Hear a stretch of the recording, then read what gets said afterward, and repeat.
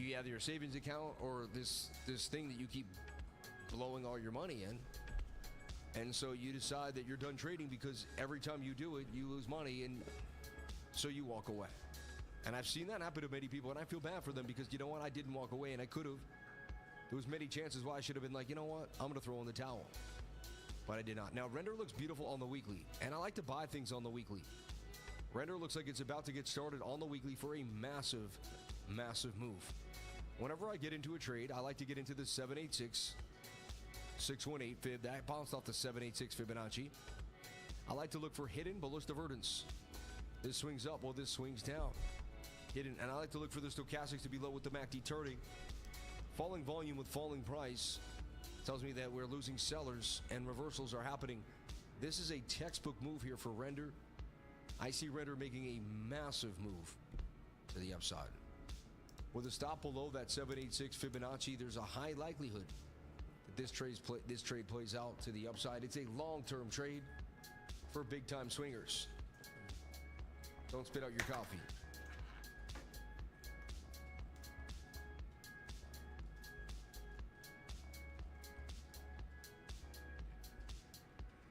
This is for the busy swing trader, right? I really like what I'm seeing here for render. Render looks beautiful on the weekly. All right. And render did numbers. Render's likely going to do a nice 3x for you there. Render, baby, render. Excuse me. All right. I do see render doing numbers over time. I really do. Bosco in the house. What's up, dude? Just got back from spending the day with my daughter. We went out and had a blast. No render on Mex. Shout out to Mexi. If you want to jump into the Mexi, link in the description below. Mexi has the lowest fees in the game. Nobody has lower fees than Mexi. If it's applicable in your area, jump on in. 0 spot, 0 future maker fee, and 0.1% future taker fee. I've been using all limit orders and paying 0 fees recently. It's been absolutely amazing. Very little fees. You can go in and out with small amounts of money and not stress it when you're trading Mexi. Absolutely love it. Shout out to everybody here. The 1,138 people here, 393 likes, $36 in chat revenue. May God bless you all for being here. Here in LA, there's a cafe called Swingers. Interesting place. I bet it is. Oh, man. Oh, she just moved out? Changed from render to render. Oh, yeah, I think you're right. So I was about to say, I would have sworn they had render. Let me double check that, because I think you're spot on. And they changed it to actual render, right? Wow, render already back at 6 beans, right?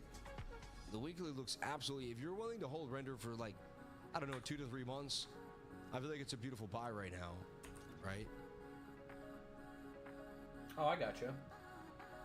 Let's go back now to the 3-day That's chart. cool. 3-day chart has legs, just getting started, breaking to the upside. A little far away from that 21. It's right on the 21 on the 3-day. So I just got to defeat 56 more enemies with beam rifles, and I unlock everything. A little far. 6 hour, 4 hour, 6 hour, just crossing the 200 MA and basically making a bit of a bull flag here. So I wouldn't be surprised if render gets started and goes on a major tear here. Oh, no, it's not one of these. Oh, my goodness. Sooner than later. I really do. It looks pretty bullish to me. 4 hours not amazing, but it's getting a golden cross here, and it just crossed the 200 MA. I just need to be gluttony, I may do honestly. crazy here. The only thing I need to do is be gluttony. I've got all the challenges done. $8 grand worth of render right in front of you. Yeah, like look, I've got all the challenges done. I've got all the battle pass stuff done because all of this goes away. When was the high for so make sure if you have not bought your stuff yet, like in the battle pass, if you haven't bought this stuff, you need to buy this or you'll lose it. Same with this stuff here. It looks like it could come back. If you don't buy, if you don't get these, you lose all these. See, the daily is a little far away for the 21, but the other time frames look pretty ferocious to me. So, just saying, make sure you spend your points wisely. It can go either way. Get everything in the battle shop. Here, I got another 8 grand for render. Okay, if not, so be it. But I'll get another 8 grand for render, and I just feel, you know, it's time to kind of get back into the alts a little bit. All right, and I'll take nibbles along the way here. All right. Bang. I'll buy 1K of render. Oh, nice. You got all the challenges done? I'm with you, Sammy Lad. That's freaking awesome. I'm gonna hold it for at least 6 months. That's a I've always had ads. Right. I'm surprised you've never hit an ad. And there's Bitcoin coming to the downside. Happy that we skedaddled out of there. And now there is the bullish signal there for me, a bear signal. Yep, and look, I mean, the bear flag, the head and shoulder I saw right off the bat there. And there's the dump. The 15-minute losing the 200 SMA is also a bearish sign for Bitcoin. Super happy I got out of that long. I'd be down like $300 right now. Okay. Velo and Arrow. Yeah. Careful on TRX Beebs because Solana Conference September 20. You can see full rotation from Tron to Sol. Yeah. A double money on Nosana in the last 3 days. Nosana's amazing. I like Nosana. Yeah. The bot doesn't open shorts, but it doubles down into longs when you get a pullback. Yeah. And it does a really good job of it. Yeah. Shout out to Master Fred in the house. God bless you for being here. Thank you for jumping on in. I double my money on no saunas. Oh yeah, I read that. Okay, short Pepe. Yeah. On Mexi, on weeks, you don't have to worry about anything but trading. Jump on it today and don't stress. All right. Just sign up to weeks and get it in, baby. Best place. Hondo, Arrow, XRP, SOX, W2X, and Tron, Nosana, and Jasmine. Really? Was there that many? I don't... Hold up. Let's take a look at the fan funding as we're battling back at 64,000. That's not Can bad. we hold 64K? Usually I have like 3 ads that play. I just jumped into a code with the Ticker ZK. I'll reckon it has anything going for it, or is it a total dud? ZKL, somebody said. I think I may have just bought a bit of a coin, eh? I may have bought a bit of a coin, eh? I'm sorry, sir. I may have just bought myself a bit of render, eh? Stick it under the pillow and forget about it. One day it'll be worth a block. You lucky bloke. I mean, this thing looks like it got rug pulled a long time ago. I don't know what this is or what it does, but it looks absolutely, positively disgusting. And I mean, maybe it comes back from the dead. I would, if you really researched it and liked it, but I don't know what it is, and I kind of have to stay away from it. I say it's a rug pull, man. Thing is over, but you never know. Nosana, por favor. Let's take a look at Nosana, and there's a lot of people back talking about the alts again, and that's what happens. This channel can find out when it's hot because people start telling us the alts are hot. So here I am talking about accumulation for Nosana in the accumulation zone. So far, so good on the low part of the zone of 145, all the way back up to 230. Doing numbers. I see Nosana hitting over time. Further all the way to a target at $9.99. I'm bullish on this project. We found it at the very beginning. I like what I'm seeing here for Nosana off the 786 Fibonacci retracement. Almost to the 886. You can see things are just starting to rebuild here. We do have to break out of the bigger channel. Only time will tell, but so far, so good. For Nosana, I like what I'm seeing here in the accumulation zone for NOS, and I would play this on the weekly and hold it for multiple weeks. I wouldn't play it any other time frame. All coins look like they're starting to, they'll be recovering, and again, even if we have a rough September, looking pretty good for October. Wow, back to 64,100 for Bitcoin. It is bouncing strong. Did not lose the 200 on the 15-minute, getting back inside the pattern here. There was talks of it leaving, talks of it not making it. But it looks like it could have been just a liquidity grab here before the bigger pump. And I got some FOMO for Bitcoin here. I really do. And it keeps making me kind of chase it a little bit tonight. And I'm not used to doing that.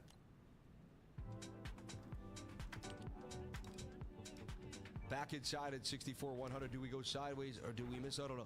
What if it pumps all night? You know, it very well may, but that's okay. That's why you have spot Bitcoin in the bag waiting for a long period of time. All right. How is my battery almost? And let's see. Let's track that $8 grand of render 6-7 months from now. Hopefully it was one of the best decisions I've ever made. We can see there's still more liquidity below us than above us, all the way down to 62.4, suggesting we may do that. Some at 65 too, but it's not amazing there for Bitcoin. So it tells us, hey, it does look like there's more drop down than up. I'm still pretty wary of this Bitcoin move here. Let's zoom into our 5-minute 200 MA. So yeah, are you bearishly retesting, or are you getting back above that? And as long as you stay below the 1-minute 200, if you break the 200 in the 1 minute, fine. Then I may have to flip bullish again, like we did here. This boom, that was gone. What a trade that was. Went up to 65,000. You seen the Peacemaker? 168. Really, if you held the whole trade, but again, that would have been hard. Question is, how close are you to maxing all your weapons? I mean, it's looking like we just found this bear flag. Remember, I said it looked like it was going to go to the downside. That's exactly kind of what happened here. Now you have a shoulder, a head, and a right shoulder. You're attempting to reverse price action for the second time here. Can you continue? Only time will tell. You know, are you in like some type of really funky symmetrical triangle? Sunday night trading, I highly am cautious about, and I always think twice about it. Shout out to our channel sponsor, I Trust Capital. Buy, sell cryptocurrency, gold and silver with your IRA. Prepare for the future today with I Trust Capital. Only place where you can get your Bitcoin ready for retirement. All right, get it to a place where your kids can have it later on in life. You know, and I think I Trust Capital is a great place to squirrel away your long-term holds. Research the idea, talk to, a professional, but find out more. Invest 24 hours a day, 365 days a year with I Trust Capital. They are the channel sponsor, and we greatly appreciate it. Our second channel sponsor, what do you mean you got a way to max ability? We love you. We appreciate you. They are experts in cryptocurrency and DeFi preparation. I know them personally. The team is amazing. Get a free consultation. Stop playing games. Find out more. Don't live in fear. And get your taxes done the right way at decrypted.tax. Inverted head and shoulder there for Bitcoin.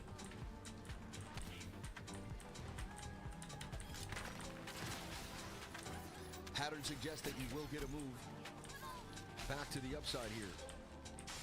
Only time will tell, but that's a shoulder, a head, a right shoulder. Kind of another bullish divvy there for BTC. Back to 64,000. Oh, got a way to go to maximum. Oh, I see what you're saying.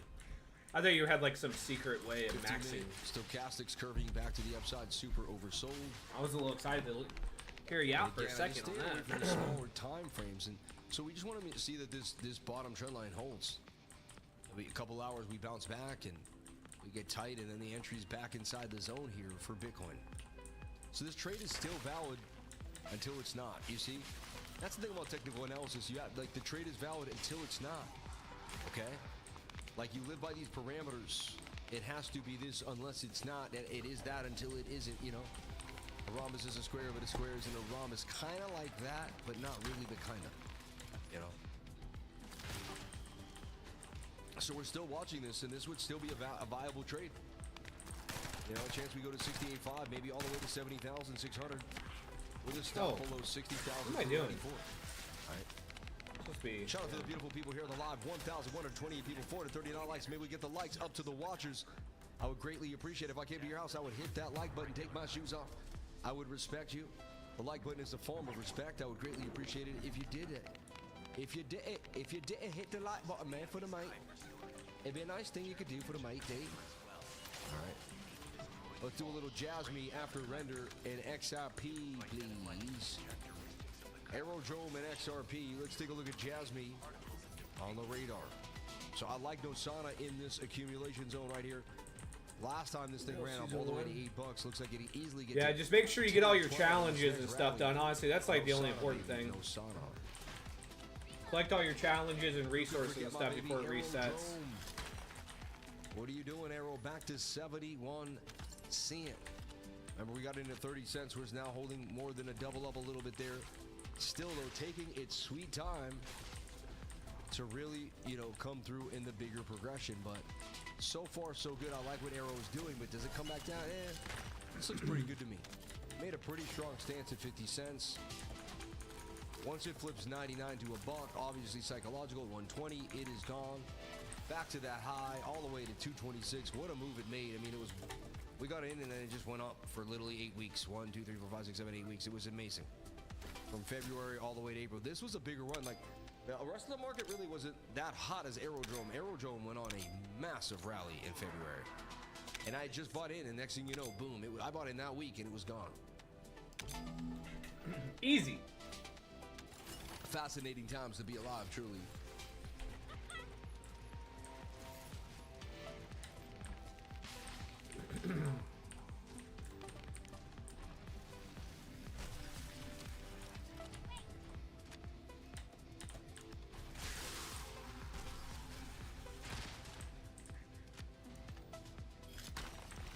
Okay, so Arrow looking pretty nice on the weekly, but not much to see there. Let's look at our daily time frame for Arrow. 21 just coming into play here, so it's a newbie. They're looking for this to crack the 21. Did it do it on the 4-hour time frame? It's about to. This looks like Arrow is about to fly, and I'm telling you why. I mean, it's got the that's true.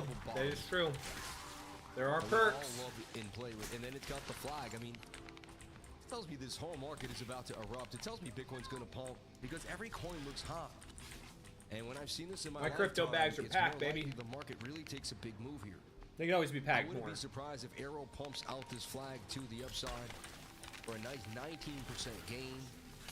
You know, respects this supporter resistance level here and really takes a pump on home. I mean, Aerodrome looking interesting.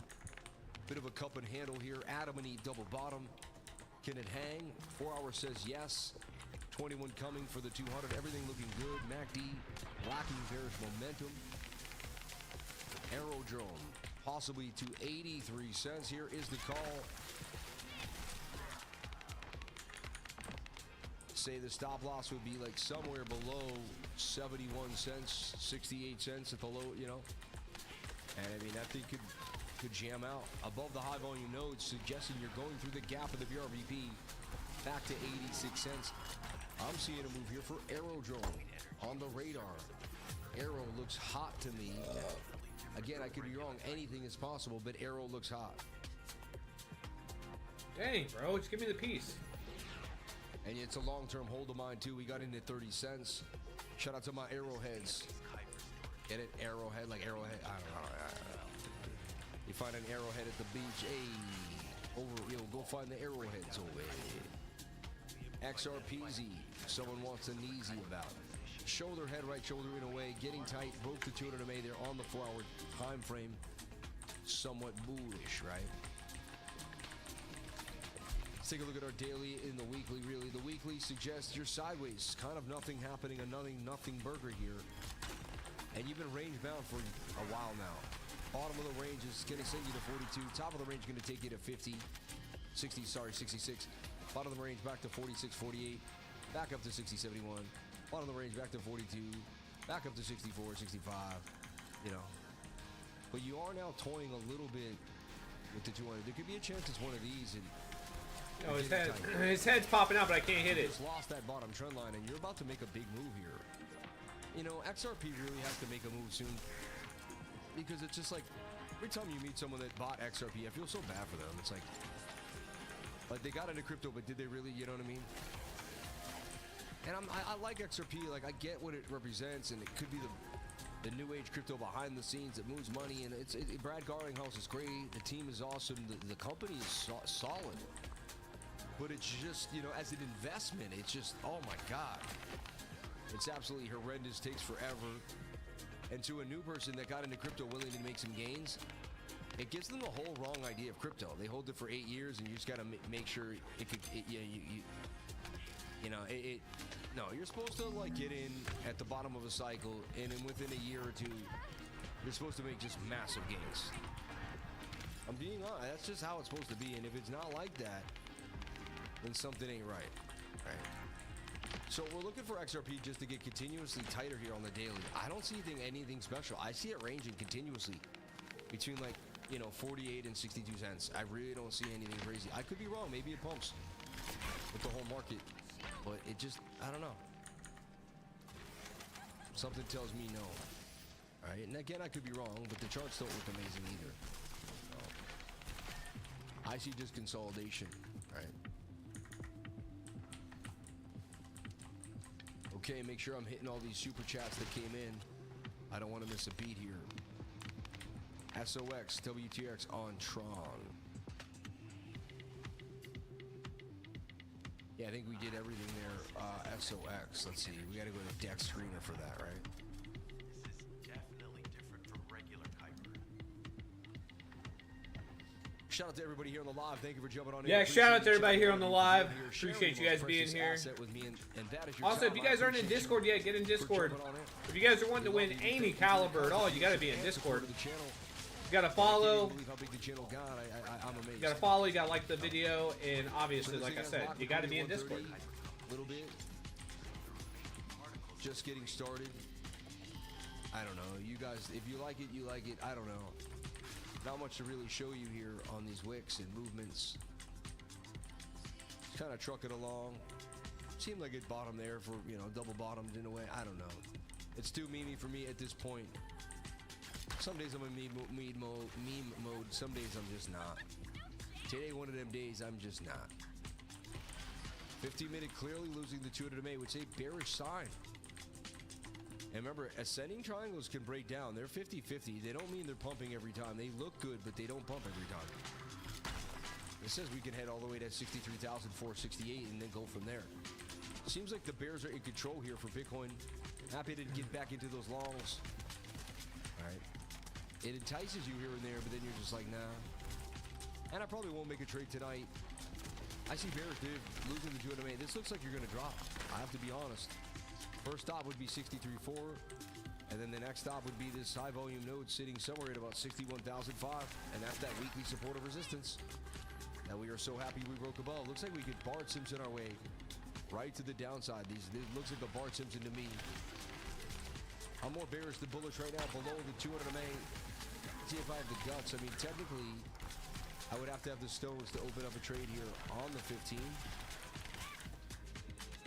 We're below, yeah, the 5 minute right now. I can short, right?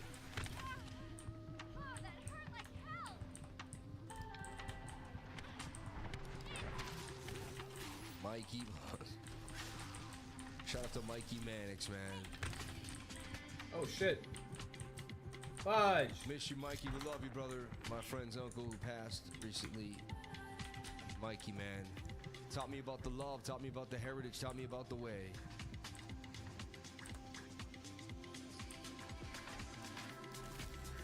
See, I see a short. I'm going to take a short here. I'm not going to make it too hard. But I'm in a short now. Right? And see, I'm limiting it into the, I'm limiting it. Just because we're below the 200 MA, we bounced back to it and then variously retested the point of control. And we're losing the, you know. And again, maybe we bounce right back and I'm completely wrong. There's no guarantees I'm going to be right here and it's Sunday night. Be very careful. But I'm just doing what I do. We lost the 200 MA on the 5. I'm going to ride that and see if I can take it further down. All right. That's it. No thought process, no emotions. Just this is what I do. I'm going to do it. So far, so good. $7. $8. Let's see this puppy run. Get my money back on that loss at least. And I'm not revenge trading. I just want you to make that clear. I'm just taking a signal.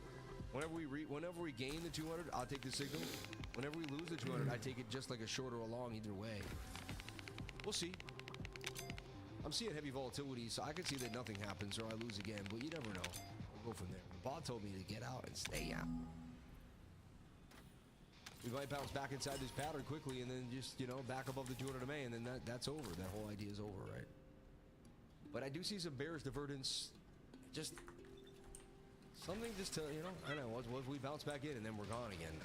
I see it both ways. The bigger time frames do show that we could get a bigger move. So.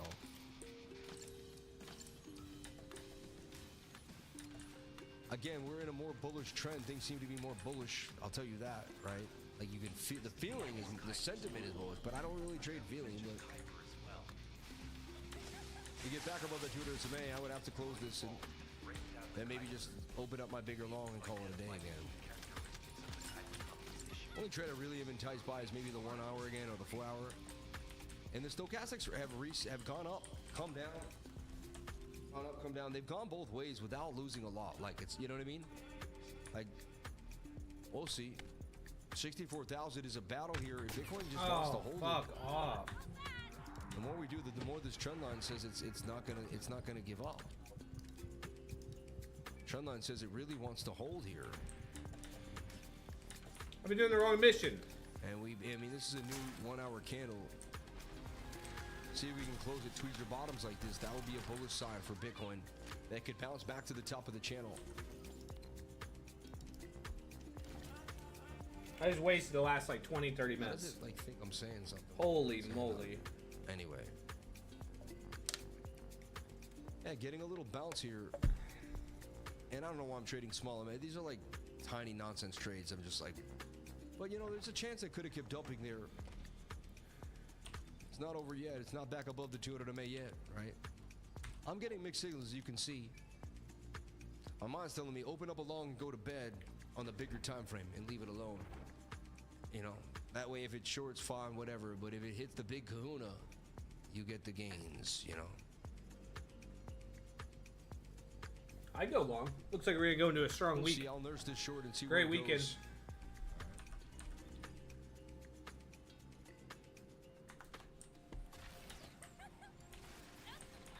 I just did a coin with ticker Dosana. Boom, boom, boom. Yep. Wow, a lot of lifers on the stream tonight. Really appreciate that. Amazing to see the energy and the vibes. Okay, are you bullish or bearish? 751 votes here. We have 62% bullish, 38% bearish. Usually goes against the populace. Could we go bearish? All right. It'll dump on them. Always does. Japan is about to open. Risk management is more important than technical analysis because you can be right or wrong on technical, but risk management is one-way street. And Sammy does an amazing job highlighting that. Thank you for saying that. God bless you. Sammy, it's 4 a.m. here in Israel, and I want to know the thoughts on if we are breaking the 70K this time. Possibly. I don't know, though. Only time will tell. Missed the party, but almost never miss a stream. Shout out to Jamal. We love you, man. We really missed you today, man. Really wanted to see you there, but it's okay. I get it. It is what it is. It is what it is. I'm usually out this late, man. Shout out to Blowface. We love you.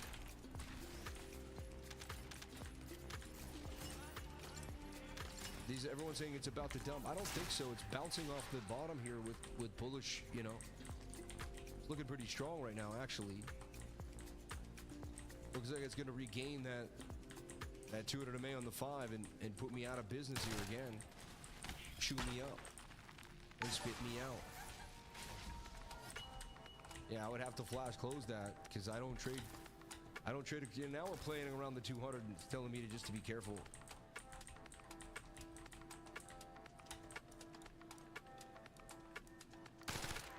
And now you got yourself a falling wedge that just needs to break back to the upside. It's got kind of a cup and handle going for it. That's Bro, kind of a cup with a handle. Why is it lunging me? For Bitcoin, right? Breaking above the 200 MA there again, looking sketchy.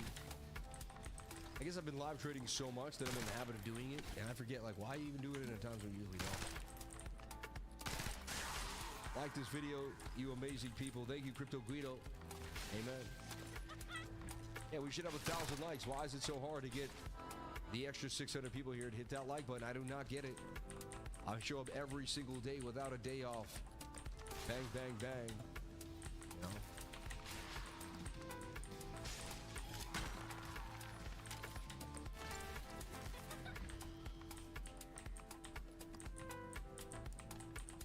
Ondo and Jasmine. Once we get to the POC, we're good for that ascending triangle. I agree with that. Yeah, we're a bad influence on your trading. You're funny. My bad, I forgot to hit the like, just did it. Nah, no one's a bad influence on me. That's all they have. Master friend, shout out to you, my friend. It's hard to hit that like button. Sammy, you'll get stopped out in 15 minutes. Thank you. I mean, we just closed above it. I'm out. I'm out. I'm not playing this game anymore. All right. Let's take a look here. What do I want to do? Sweating like a freaking... like a pig over here. I'm sweating like a dog in heat over here. Crying out loud. I mean, the pattern stays, right? And the consolidation is just so mean. It's just like, it's dangling. I broke down the case for the short, for the longs. I broke down the case for the bears. And I broke down the case. Hey, what's up, guys? Also, thank you guys for stopping in. If you're not in Discord yet, exclamation point Discord on Twitch. Get your link in. You guys can get it for drops, for caliber giveaways, for any giveaways. Even if you don't play the First Descendant, I'll still do giveaways for whatever you're playing. I tested the waters. Does not matter to me.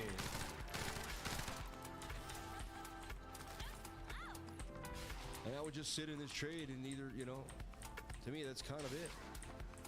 Go to sleep. And we either wake up sideways, stopped out, you know. Like I just had a hot flash for crying out loud. Woof.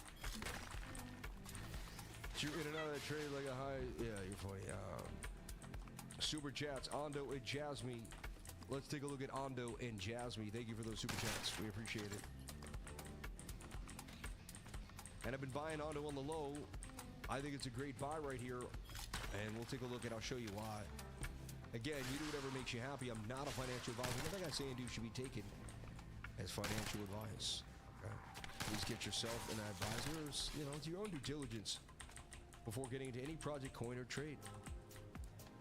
The purple fib, you see you wick down, you're in that golden Paquito. And you're in the falling wedge, and it just tells you that's like, you know, it's a really good accumulation point here for Ando. I personally bought around here. I think it's a good look. And I have more firepower for down if we do head lower to 41. But right now, I like what I'm seeing for Ando. Institutional support. A lot of people like it. $2.12 coming. Yeah. Meditate 20 minutes, then decide. I'm tired of Robin. Please pump. You're funny. I'll look at my trades 3 times during the night. Sam Price, the most genuine man of the game. Thank you. Appreciate that. How coin posting all this scare control? I don't know. Sam Price, the king. Show some love. Thank you. Instructions unclear. Fault, Sammy. And now I am happy and wealthy. You're funny. Do you trade gold? I used to for years. Not anymore. Not anymore.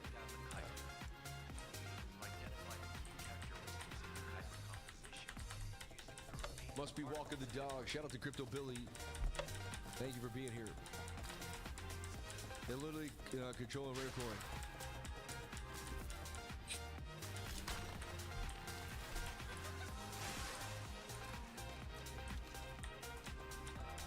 Just see the clip of the party. I need to come chef it up in that kitchen. I know, man. I know.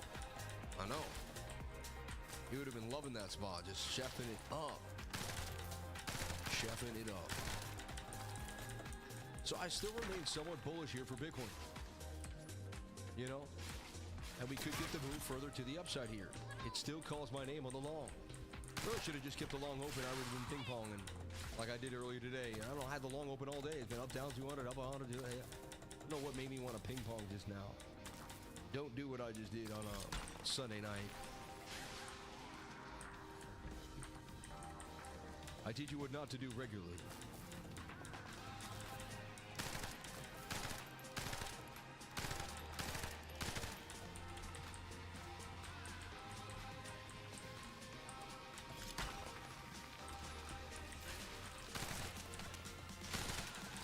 I'm gonna jump back in along here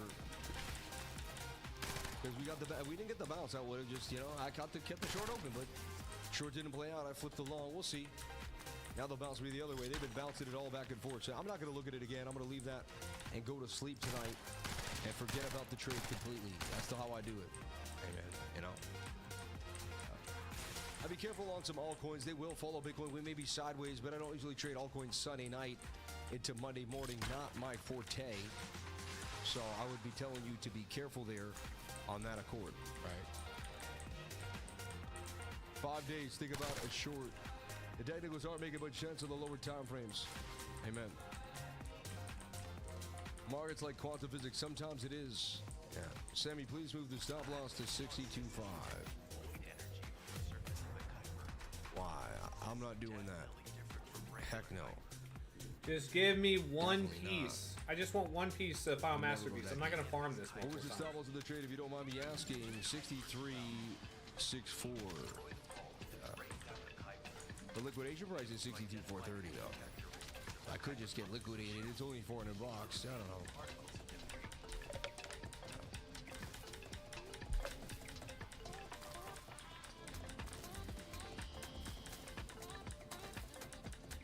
Let's take a look at Jasmine here.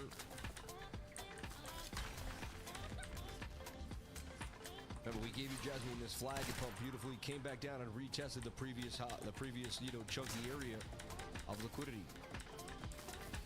I personally hold Jasmine. I'm in the Jasmine gang, so we in it together here.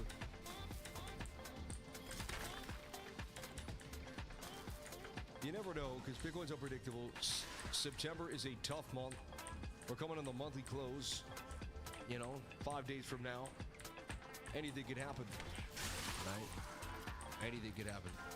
False move money. Sometimes period like now on a fundamentally higher, there's high entropy, higher random move hand. Tian Rio with Peter Griffin voice. Oh wow, that's a big ass. Shout out to Michael Hoge. We love you, Michael. Thank you for being here. God bless you for jumping on in.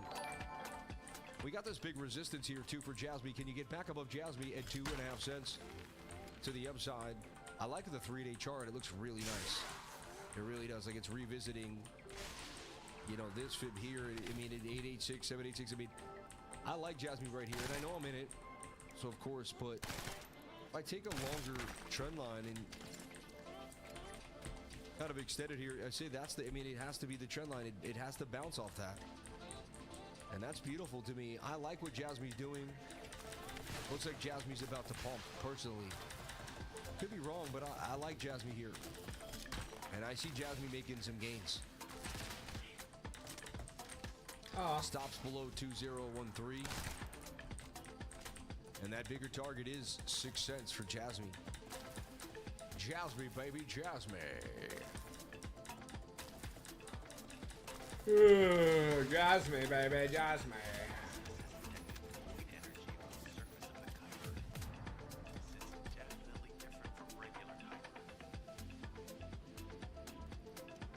Bigger time frame. Bro, this sucks. I've done this mission too many times at this point. For one final masterpiece. Let's take a look at Rio. RIOUSDT. Hey, gotta take a look at Rio. Yeah, Chris likes Rio. I like Rio. Crypto Lifer likes the Rio. I'm gonna do Rio coin over here. My name's Peter Griffin. Yeah. Hey, Loish, I think I'm gonna look at Rio. Rio's a good coin. It's RWA. I think it does well. Everyone at Cohog likes RWA. We get into it all the time. I think it could do numbers. What do you think? Hey, Peter. No, I'm Peter. I mean, Chris. His Peter Griffin voice is not good. Thank you for jumping on in. But he's trying. Zoom out a bit on the Bitcoin 30-minute. I see a pullback to 62 likely. Thank you. Appreciate that. I'm not going to do it, though. I'm so stubborn. When someone tells me what to do, I don't do it. I know. It's tough. I know. Probably will help me. You're probably trying to be nice, and you probably are a nice person. It's not your fault. Okay? I have defiance disorder. I must defy. I must defy you. Shay it. Shay chowder. Shall dear. We're back at the 7862 for Rio. I mean, that's the perfect place to get in. Revisiting the previous resistance as support. Beautiful sell-off. If you believe in RWA, this is it here. Rio. All the way back at 95 cents. This thing had pumped all the way to 291.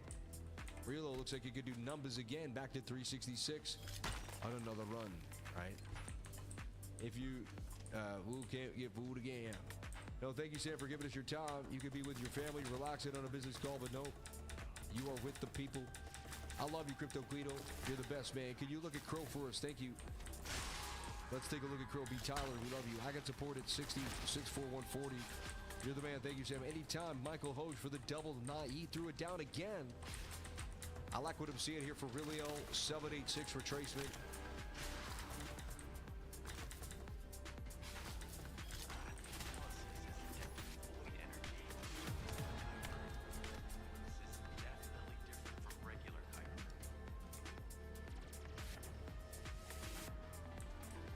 And these are accumulation levels, like, I can't, it's like this is where the fear comes in, where people can't, they can't get their mind straight, but this is where it's time to make it happen, all right, and push forward every single day. Can you check on AVAX and HNT for me, please? No double ups, Danny O'Brien. You gotta pick one. Yeah. We looked at AVAX already earlier today, so we'll jump into HNT. AVAX retrace 786.27. Hold it for a few, a couple months, get back to 76, right? Oh, HNT just started on. Yo, what are you guys doing tonight? Are you guys playing? Immediately. Take a look at it. I think it's somewhere else too as well, like KuCoin. Okay, so the last time I looked at it here, we made a little flag there with some alerts. I mean, it broke the daily 200 MA, which is a bullish sign. You wanted to look for it to come back to the 21 without losing that, and that's a cup and handle for me. Honestly, I like what I'm seeing here. Thank you so much for becoming new members and jumping on in. We appreciate that. And shout out to the new subscribers jumping onto the channel. Can you look at Crow for us? We'll take a look at Crow. Berkazana, thank you. Swapped HNT for so fast. You're funny. Bitcoin getting a little bit of a pump there. 64,140. Nothing to write home about. Still has more liquidity to the downside than to the upside. But only time will tell. HNT looking like it's going to be in a beautiful flag as long as it holds that 200 MA and front runs that golden cross. I like what I'm seeing here for HNT. But for the daily to hold that 200 MA, and this thing looks like you could pump some numbers here. Are you holding ASI coin? What's your view on it? I am. I have a lot of fetch, so I definitely hold it. And I had AGIX. I got to convert, so yes. I believe it'll do numbers over time. I believe it's got a lot of backing and smart people behind it. Yeah. Are you holding any Tau? HMT.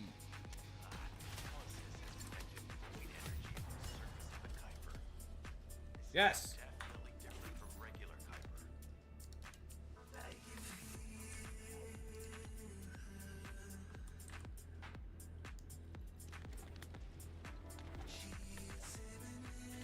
All right, one more piece, and then we can make the final masterpiece. Golden Cross is coming here for HNT. If you're busy, you can't come to the stream, you're with family, we got you. We post this to the Trading Hub 2 as well, so you're privy to what we went over, what we're talking about, and what's super chatted here on the live. All right. Such an amazing live stream of Trading Hub. We hit you with so many resources. I found so many ways to make it resourceful and make it work. And to always have the hottest coins, hottest ideas. All right. Crypto Crow, yeah. Taught me how to use moving averages. It still has been a game changer for me. Amen. Huge accumulation going for SunCal. Look for another 10K like Sundong. I'm all set. Thank you. Yeah. Every coin has pumped besides Ether. Let's take a look at Crow, CRO.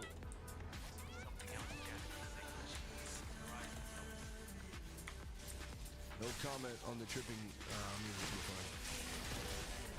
I tripped on my way outside the door on a piece of high brick. So look, shoulder, head, right shoulder here for Crow. Inverted head and shoulder. Can it get the bounce? Curving up moving averages. I would look for this to bounce up to the 200 MA and to liquidity. I wouldn't be surprised if we saw Crow move up to $12. Beautiful gap in the VRVP. You know what I'm saying?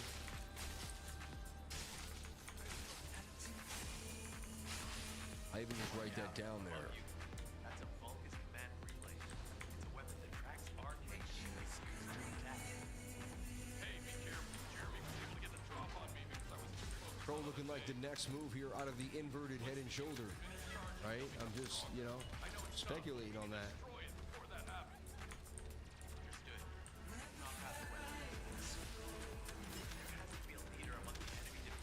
We're back to the old days. A lot of altcoins. This feels like back how we used to do it. A lot of alts, a lot of things to go over, a lot of things to talk about.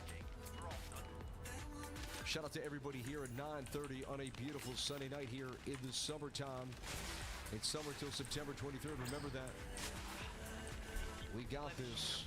And I've been opening the book and buying more altcoins recently.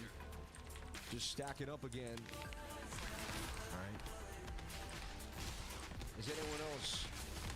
Wait, semi-review ton at bulk at TRX. Yeah. Well, look at ton. Everyone's sweating ton. Is ton going to come back? Is it stress? I mean, it's on its own chain with its own ecosystem. So much going on for it. I do get it, though. It does struggle. If Telegram struggles, I mean, what happens to, you know, I get it. What happens to ton?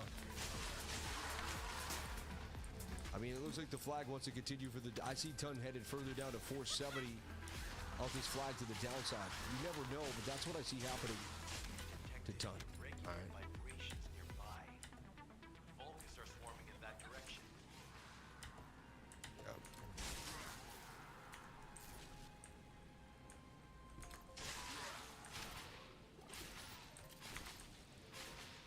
5-week skid action is moderate. It's doing pretty good. Stable right there. We're going to be going weeks on Wex. On weeks. Yeah. Oh, man. We lost the 200 MA and rejected on the 200 MA. They just trade the 1 minute and the 1 minute only. Look, coming down further again to the downside. It's been a rough night here for back and forth action. All right. Everybody, I'm going to call it a night here before I get chewed up again and leave it where it's at. I will see you tomorrow morning. I am sweating. I got to cool off. It was a crazy day. Shout out to all the lifers that came to the house. I appreciate it. I love you. I'll scan the market, see if there's anything crazy, but looks like we're going to dump even further to the downside here for Bitcoin. The 1 minute doesn't look good. It's in a bear flag now, and I see more downside. So we're playing around 64,000. Smaller time frames are going back and forth. Just be careful. I traded the 1 hour, and I'll leave it there at that, right? Everybody, I love you. I appreciate you. I will see you tomorrow morning for another beautiful, amazing week of trading. We will go at it like we do every Monday. We'll see what the market brings us, and we will battle the charts. We'll go through our Tuesday, Wednesday, Thursdays, and we'll be back here again on Sunday night and Bitcoin and the weekly candle close. Thank you so much for being here. Appreciate you all for jumping on in as Bitcoin continues to dump every second over to trade. All right. I love you all. I appreciate you, and I thank you for being here. I'll catch you tomorrow. Stay blessed. Thank you so much for your time. I really appreciate it. Gratitude is the attitude to abundance. I have so much gratitude for everybody here and everyone that came to my house today and made today just a wonderful day. Started the day riding my bicycle with my daughter. Ended the day with each and every one of you. Blessings on blessings. I love you all. I will see you tomorrow. Stay amazing. You can, you will. You are the best. Never stop. The only reason I'm anywhere in life is because I stayed consistent. I did the same thing day in and day out for 1,000 days and more. You didn't think I wanted to do 1,000 days straight? No, there was many days I woke up and I did not feel it, but I did it anyway. That's the discipline. And then you look back on where you are in life and you realize you made it happen. Nobody can take your work ethic away. Nobody can take your hard work. Nobody can stop you. You got this. You can. You will. You are the best. I love each and every one of you. Let's go, baby. Stay motivated. Stay shit, amazing. That just ruined my day. What ruined your day, Bosco? What ruined your day, buddy? Excited for tomorrow morning because we have an amazing show for you. What happened? Ready to rock Monday, baby, Monday. I love you all. Stay blessed. Love is the answer. They cannot beat you. Love is the strongest frequency when you live in love. You cannot be denied. Givers Game. Shout out to Crypto Billy and everyone else here in the live. Master friend Jamal Antonio. We love you all. Stay blessed. Have a great night's sleep. Take care of yourself, and I'll see you tomorrow. We have the biggest exercise. I have the hardest workout tomorrow morning. I'm already dreading it. It's going to be tough, but we're going to sweat it out. We're going to work it out. We're going to have an amazing time. We're going to stick to what we're going to say. We're going to stay disciplined. I'm already planning out Monday, and I know it's going to be amazing. I'm going to go to bed in gratitude tonight. Stay blessed.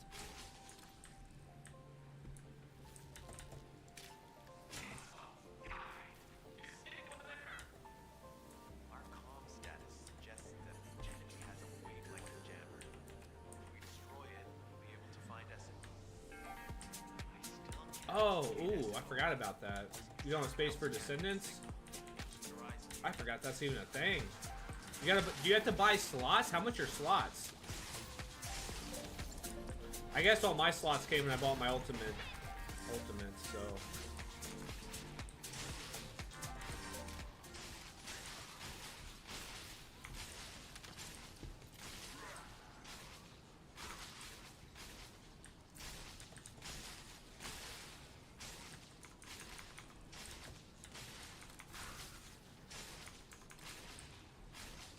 Watch out, above you. That's a Vulcus command relay. It's a weapon that tracks arcade and can be used to attack.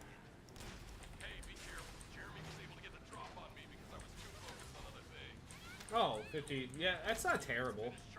I forgot you even had to do that, but that's not bad. 50 bucks for a slot. I mean, 50 caliber, 50 bucks for a slot. No, that's bad. 50. Yeah, that's not bad. What is 50 caliber, by the way? How many is that? Is that $1? $1 a slot? Another enemy squad is inbound. As Espo mentioned, if they finish charging, we're all done with it. The enemy keep replenishing their forces. We have to stop them from charging. Target the leader. Joe Rogan Podcast, check it out! The Joe Rogan Experience. Train by day, Joe Rogan Podcast by night, all day.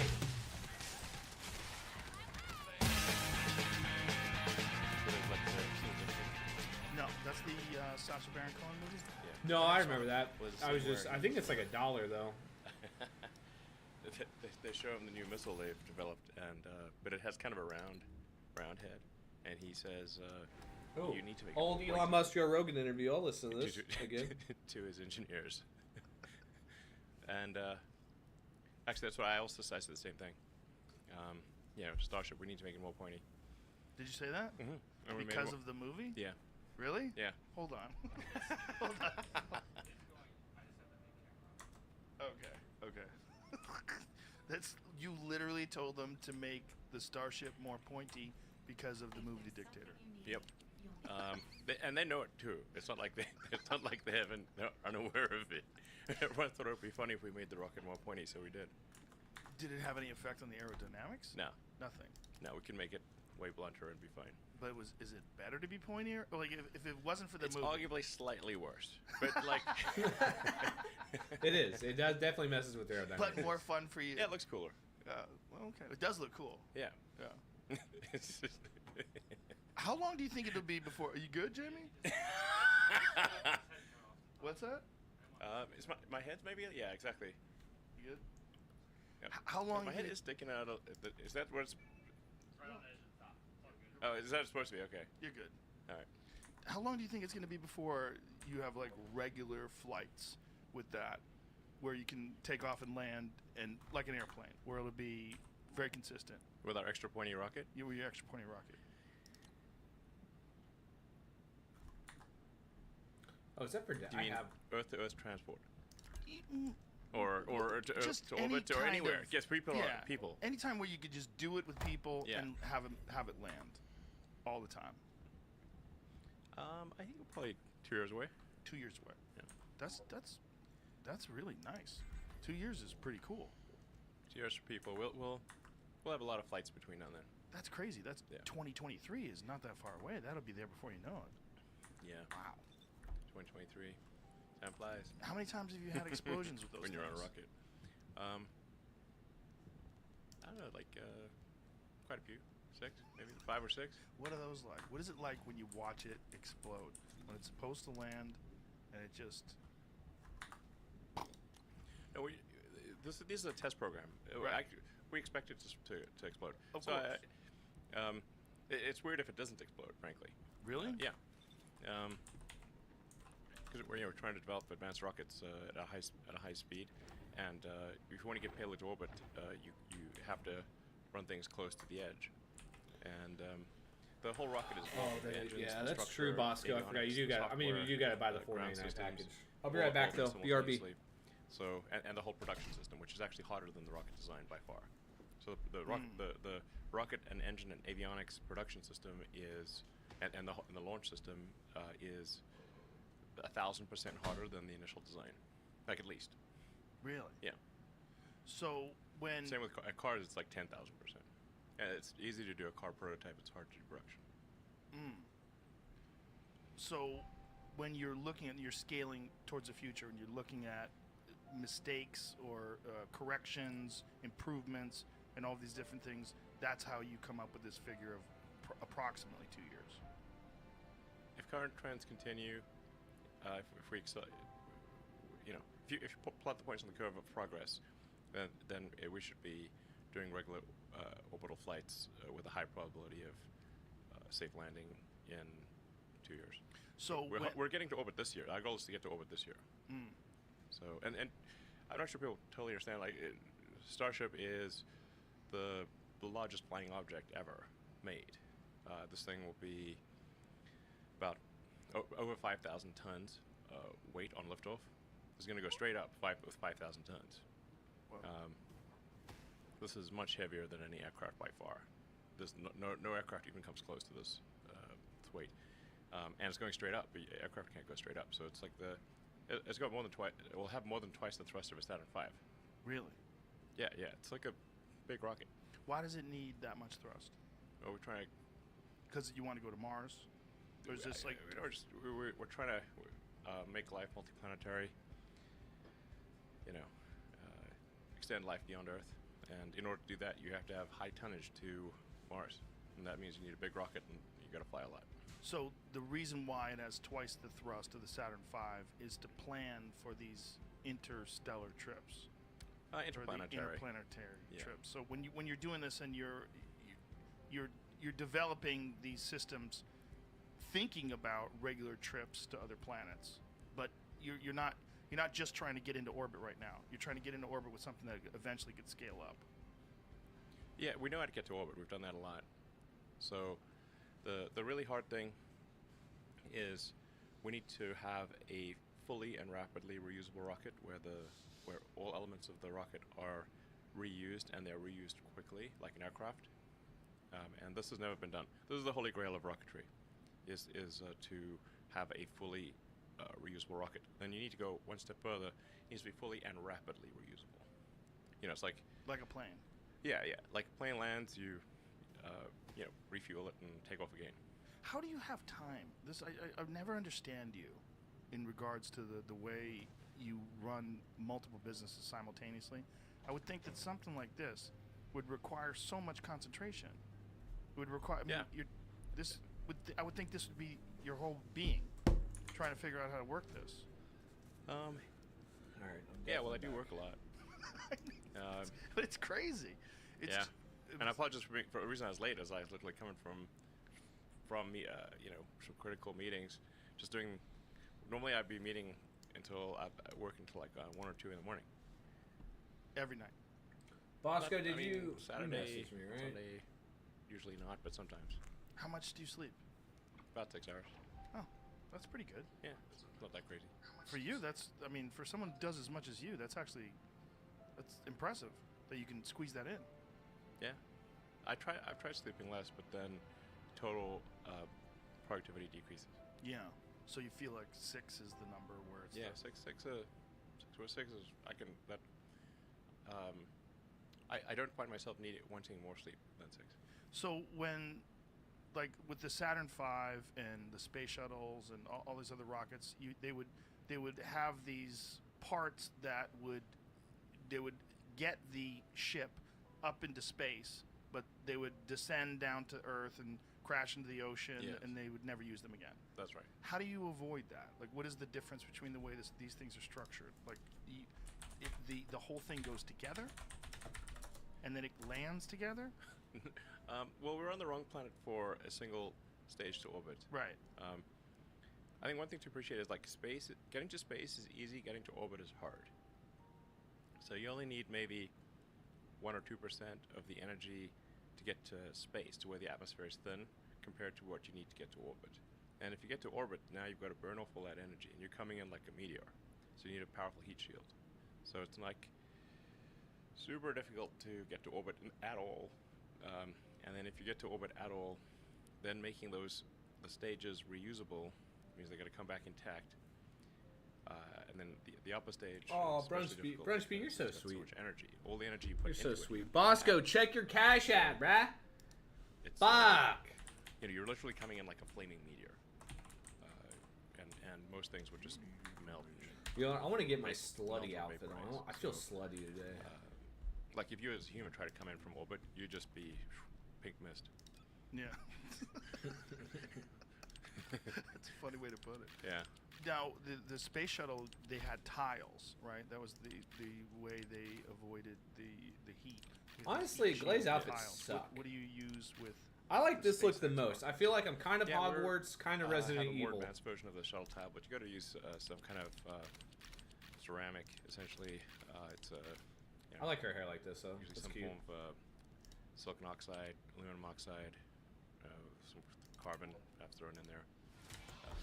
And is it like a one piece, or is it in tiles? The way It's in that tiles, yeah, we've hexagonal tiles. Honestly, You can see and the- also with Brunsby, each, by the way, you're the cute one here. starship, we've not me, actually just increased the saying. size of the heat shield, so I'm it's just tough your because single, the tiles are single nerdy gamer dad. they're kind Nothing of like special. I don't know, it's not quite the right analogy. They're kind of like I dinner just plates. Like I they're- work as much as brittle Elon Musk and does, get my 6 hours in, make a good paycheck, they're- and stream. That's about it. That's my day. Their coefficient of thermal expansion. I just got back from seeing my daughter.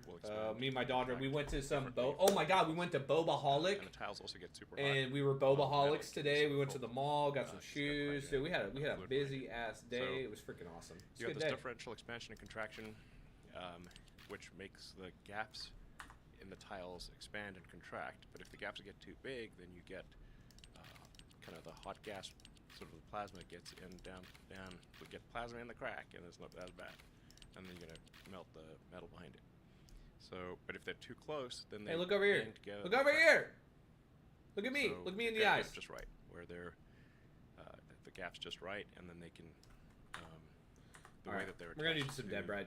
the body, they can move around a little bit. I was gonna say, So and there I has think to be I've some pretty sort much of bought routine. everything in Can't the be game one almost. large piece. There's so really that would be isn't fit much over I the can front. buy. I don't think. Yeah, you can't really. So I make bought like 3 of these such a shirts giant already, piece of and I'm ceramic, not gonna buy because some you of gotta- these. You gotta. Well, I guess you'd have like a Like this one, the super Valby. gigantic oven. I don't need her Academy. So I bought these. But you But, really need eh. you need expansion joints, expansion contraction joints. So it'd be quite difficult to do a single piece tile. Think of it like tiles for a roof or something like that. You know, like why don't we just make one tile for a roof? It's like It does. Yeah. Right. it's not I gonna work. agree with that. Now, these things have multiple stages. How many stages in the rocket boosters when things are taking off? How many? Starship has 2 stages. So- it's that's the minimum Oh, I number totally that agree. you could do on a planet. Yeah, Bosco. Now Gravity- go buy Earth's yourself some gravity is caliber, quite homie. strong. Bosco And just with won a thick giveaway, atmosphere baby. and strong Congratulations, gravity. Bosco. Seriously, congrats, whereas, bro. Like if you took off from Mars, it would be it's like You're freaking here all the time, man. You earned it. Mars is around just under 40% of Earth's gravity. The Moon is about a sixth, and getting to lunar orbit from the Freaking go, surface of Bosco. the Moon is easy. Brunsby, don't I have you like on Instagram or the- Facebook or some shit? Pretty sure I got you. During Apollo, the lunar lander, just the top half of the lunar lander was able to take off and get to lunar orbit. Yeah, I'm pretty sure I got you on IG But or something. to get to Earth orbit, you need a giant rocket. It's very nonlinear. So what happens to the first when Honestly, you take yeah. off and it separates into stages? How does the first stage get reused? Honestly though, IG, like I have so many fucking notifications seen on IG though, it's up- wild. I up never nine even check my stages shit even when from they my come close friends, to be back on honest. No, You haven't seen them? no. Wow. I don't check a lot of my notifications though, to be honest. I'm always busy. Yeah, I mean, Didn't do it. So does it come down with parachutes? How does it land? Where'd you go? it lands repulsively with the pressure. So that really? Yeah. So it's Yeah. designed to take off. Yeah.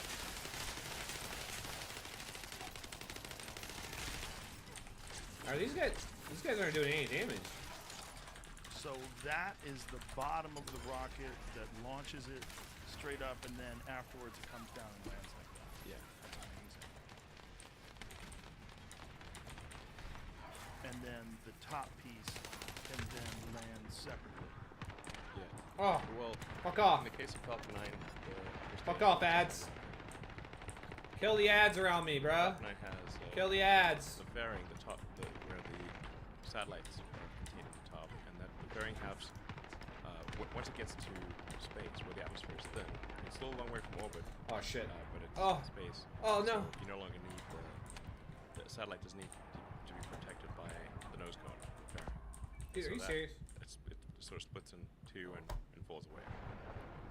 And then I need with the health. Falcon 9 we recovered the fairing halves, and we recovered the booster, but we lose the upper stage. On purpose. Did you design well, it that way? Yes, but it's not really possible with Falcon 9. Honestly, I should not be the one to grab that. The upper Okay. stage, like, I was like, I'm definitely doing the most damage here, so I don't want to grab if stuff. we made the upper stage reusable, our negligible will be dramatically less. So, in order to have meaningful forward performance, scale is important. We need to make things big. There is value to scale. Wait, are you serious? Like for a truck, you know, it's like everything delivered by a small pickup truck. You want semi-trailers. You don't see, you don't see ships in the ocean, cargo ships, you know, coming along with one sedan and with an outboard motor. So, scale has value in and of itself.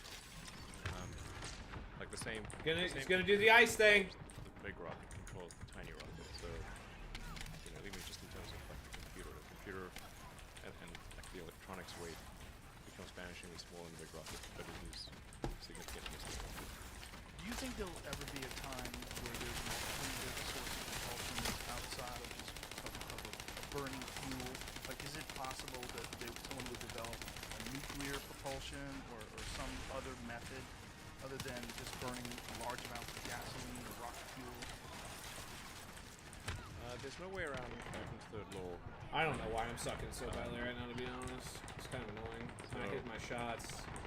I think it's because I've only had an energy drink and I feel sickly, to be honest. I got home, I just kind of feel sickly, dude. I don't really feel this today. Push against the ground. I did drink kind of hard last night, though. I went through like half a bottle of fucking whiskey last night, so. That's probably why. React against water. In vacuum, I didn't really eat healthy today, and all I did was drive all day. The only way to move is to react against yourself. Oh, I got contagion! Finally! Oh my god, I can finally complete that build. Holy shit, I wasn't even expecting that. I forgot you got contagion on this one. From, you know, to that gas that man, is going that's that way so very clutch. rapidly. So you want to accelerate So a freaking small amount of clutch, mass bro. very fast in order to have you, the large amount of mass, accelerate slowly. Because momentum is considered. Bro, if I got the final masterpiece on the rip here too, I'll lose it. Yeah. Right, I need that. So we're stuck with gas. Yeah. Until some insane breakthrough dealing with gravity or yeah, something. I mean, it's not gonna happen. Not Thanks, in our Frenchby. lifetime. Not in our lifetime. How's your day going though? No. What are you up to? Are you gaming or yeah. what do you got going on? So ironically, everything will go electric except for rockets. It's just now you can make rockets indirectly electric by using electricity to create the fuel. So you can take CO2 and H2O and create methane and oxygen from that. So methane is CH4 and oxygen is O2. So and for example, on Mars, which is a primarily CO2. Honestly, what you should be farming is your challenges here, though, because they're going to reset challenges, so you can't buy all the extra gear. You need to spend all of your battle supply points and everything and buy everything in the shop before the 29th, because they're getting rid of everything, they said. Give it a lot of energy, and you can get CH4 nodes. So, like in your battle pass up here, all this stuff, like the battle pass, the rocket, you want to make sure you unlock all those, and then also the battle supply shop. Starship, you want to make sure you unlock all these before they expire. It's only just over 20% fuel. Really? Yeah. So, is this as efficient as you anticipated being any time in our lifetime? Like, is it the trip to Mars is like 6 months? Is that the idea? Yeah, it's like so many bombs, but they don't do any damage. Anticipated being quicker than that? Is it possible to make these things faster? Would you have to have solar sails? No, solar sails is very slow.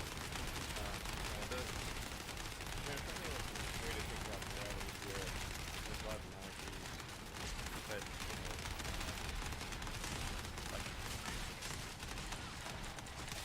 you think like space itself is curved, like it's like a funnel. Like if there's something that has a lot of mass, it's creating a funnel. And so in the same way, like if you have a coin funnel, and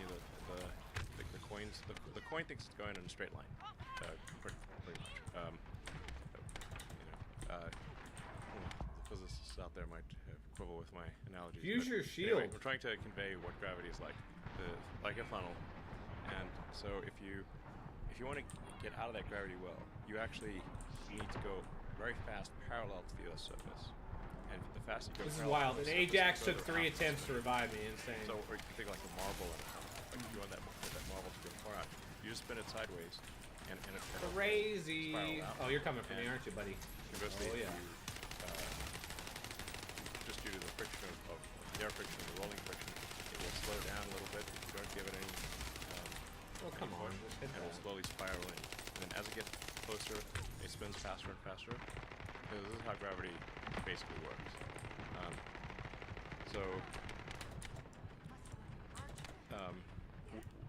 All the things in the solar system are spinning around this gigantic funnel in space-time. Oh, everybody left. And we're That's like awesome. these tiny little dust motes Wow. going around the sun. And the further you are away from the sun, the slower you move around in terms of degrees per second. Yeah, you have to buy Like all the the orbit of all the Mars, stuff before you which can is buy further away from the the sun, final is fifth about item. 2 years, and Earth's 1 year. Why does everybody leave Dead Bride? 'Cause Like why Mars the is fuck did that just about happen? 50% further away from the Earth than from the sun than the Trash Earth is. cans, So bro. it's like Mars. Earth is at 1 astronomical unit. Mars is like 1.5-ish astronomical units. So we're about 8 light minutes away from the sun. Mars is about 12. And yeah, so when you want to go to Mars, you basically accelerate along the same path of Earth, going around the sun, and you time it such that as that your acceleration gives you an elliptical orbit around the sun, where the tip of the ellipse intersects with Mars. So Mars is going around, and you just time it to coincide with the tip of your ellipse being Mars, and that turns out to be about a 6-month journey. Now you can speed that up. I think I could sort of see a way to make it happen in say 3 months, where the intersection with Mars would not be at the tip of the ellipse, but on the edge of the ellipse. Now that would mean the tip of the ellipse is after Jupiter. So if you miss Mars, you're going to end up at Jupiter. Jupiter's older. So That's not good. yeah, you're going to be coming in hot. But I probably can get down to 3 months. That should be a problem. Getting out to Dude, months give me that shoulder, bro. hard. And then Earth and Mars are only in the same sort of. There's only about a 6-month period every 2 years when Earth and Mars are aligned such that you can totally imagine that if Mars is on the other side of the sun, you can't get there. The sun. So you got to time it. This is like about a quarter of every Mars year.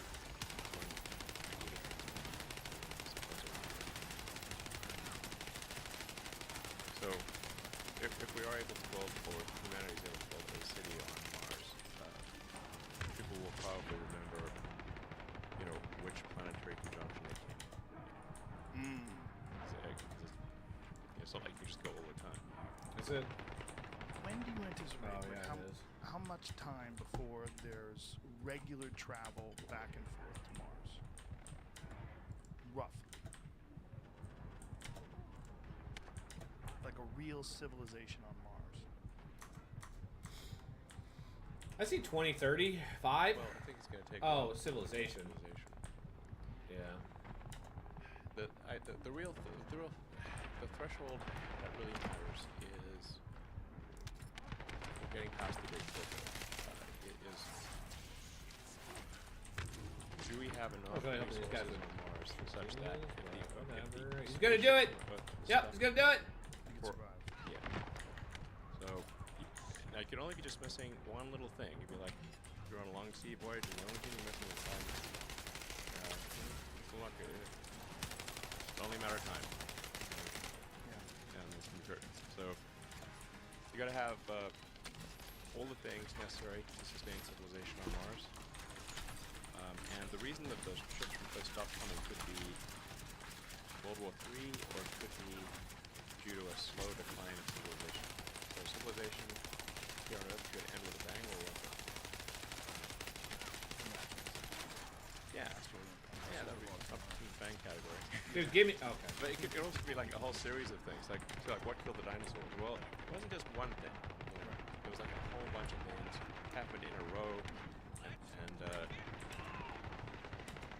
you know, while they could have taken any one of those things, they had like 3 things happen. And no dinosaurs. Which is kind of amazing. Crocodiles are still there. Yeah. Just kill me. I just want to die.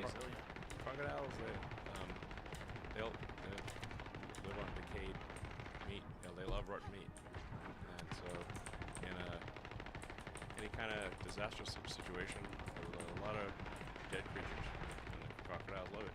So that's why they're around. Crocodiles and bugs and mushrooms. And shrews. Shrews, yeah. Which is why we're here.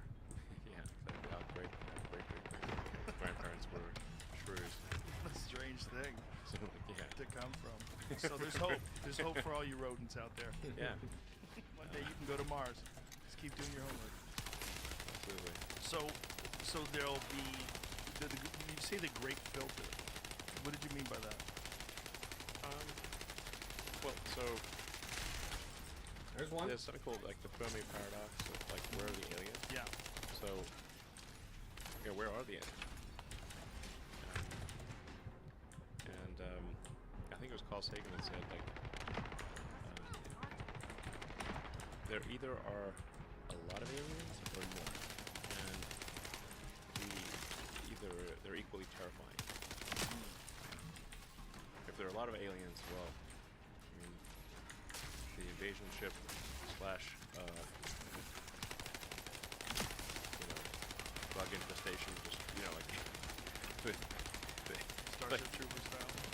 well, yeah, I mean, it's like an alien civilization might just view us as like a bug infestation. It's like, hey, we like that planet, was fine. Now it's got a bunch of bugs, just go fumigate it. Like we'd fumigate a house. That's certainly possible. And then, but if there are no aliens, well, could it be that all civilizations are just destroyed before they become skeleton? So, and I want to be clear, like, to the best of my knowledge, there is no evidence for alien life. That alien life, there's no evidence for alien life. There's no direct evidence for alien life. No, and if somebody says, oh, what about this alien sighting or whatever, I'm like, listen, it's got to be at least as good as a 7-Eleven or ATM cam. Okay? It's like, if somebody's got to have at least like an iPhone 1 level camera. Yeah. Like some. New Descendants, honestly. It's just too That's easy what I'm to looking forward to fake most. too. I want Ultimate Trainer so badly. At least try hard if they're taking it. Are you familiar with Commander David Fravor's account of the Tic Tac UFO that he encountered off of the coast of San Diego? Oh, man. Hey, at least the room looks good with Lex the lighting Friedman. right now. I kind of like Lex how it Friedman looks. interviewed him on his podcast, and I interviewed him as well. And if you ever get a chance to listen to Lex's conversation with him, it's really excellent. But this guy is a naval fighter pilot, and he talked about this thing that they tracked on radar that went from more than 60,000 feet above sea level to 1 foot in less than a second. Shaped like a Tic Tac, no visible sign of propulsion, blocked radar, actively jammed their tracking systems, and then went to their predetermined point that they were supposed to, that the fighter jet was supposed to scramble to, went to it 30 miles away in, a couple seconds. Like, they have no idea how it did it. They don't know what it is. Okay. And these guys that were working for the Navy off the coast said they had encountered them several times. They didn't know what they were. They didn't know what to do. Yeah, Ultimate Trainer. They do. They have video of it. Yeah. Okay. That's They why I have video needed of it. They have, Contagion. there's you ever see the New York Times article that came out in 2017 about this stuff? I don't know. Yeah, there was a New York Times article in 2017 that was detailing this, and there's a couple other different sightings that were very similar. They were Sure. trying to figure out what these things were and why, and it was also in the COVID relief package that the CIA was supposed to release. Yeah, because politicians are trying to figure out what all this shit is, and so Listen. they tried to get them to release all the information they have within 180 days. Honestly, I think I would know if there were aliens. I would hope so. That's why I'm asking you. No, I'd be jumping on that. Like, be like, You should watch that conversation with Lex. It's Firearm like, proficiency. here's the thing. Do you think that they would want us to know? Or do you think they would just be observing and making sure we don't blow ourselves up? Would I don't know, if you man. were They're an alien real. civilization? They sure are subtle. I mean, if they wanted us to know, obviously they could just, For sure. you know, show up and walk Yeah. down Main Street, you know, Right. like, hey, I'm an alien, check me out, you know. Right. Here's my spaceship, I just land in the middle of Times Square. I'll be like, Right. okay, Or hover over downtown LA. yeah. Yeah. We'll be like, okay, we believe you. Yeah. So whatever they're they are very subtle, these aliens. How often do you think about it? None, zero. Zero? Even though you're thinking about interplanetary travel, you don't really think about aliens. No, I mean, if they show up, I'm like, great, okay, now this is new information. But we, Yeah, that's new information. Let's move on. yeah. What an interesting way of putting it. This is new Today's information. sponsor This is new information, Ghost. Like, where were you Yeah. guys up till Go now? grab yourself a Ghost. So, This is like a sour pink lemonade. anyway, listen, I'm. It really If sucks. if I see some actually. evidence for aliens, I'll be like, I'll be the first to be like, aliens. Yeah. Right, then you'll investigate, but until then you think it's kind of a waste of time? Yeah. Yeah. It definitely seems like a waste of time if nothing's happened so far. You think about all the people that have been researching aliens for their whole life, and they have Haha, very got it. little to show for it, Well, you know, there's. other than cool stories. Yeah. I mean, we have archaeologists going all over the world looking at, you know, these people. Like, if we were to find something like, let's say, like a cube of titanium, just like a 1-inch cube of titanium, say, in the middle of the pyramid, I'd be like, aliens for sure. There's no way they could have made titanium back then. There's no way. That's hard. That's all. One of them didn't even need a computer. Like, a computer would be like, hey, wow, computers don't have computers back then. This must be alien. But even just like some advanced metallurgy, anything, like, anything. Right. Nothing like that that we could point to that we can't do. Everything that we found archaeologically is consistent with the time, the technology they had. Archaeological. Yes. So you just talk about old stuff. Yeah, just throughout history. It's not like the aliens were making something buried somewhere today. We haven't seen it. So. Anyway, I mean, maybe there are aliens, but they're very subtle. If there are, they're just very, they're being pretty shy. So, as far as we can tell, there's none. So, nor are we seeing signals from any other solar system or anything like that. So, now, and the thing is that on a galactic timescale, even with sublight travel, you could absolutely colonize the whole galaxy, even some of the neighboring galaxies. Oh. So if you That's said lame.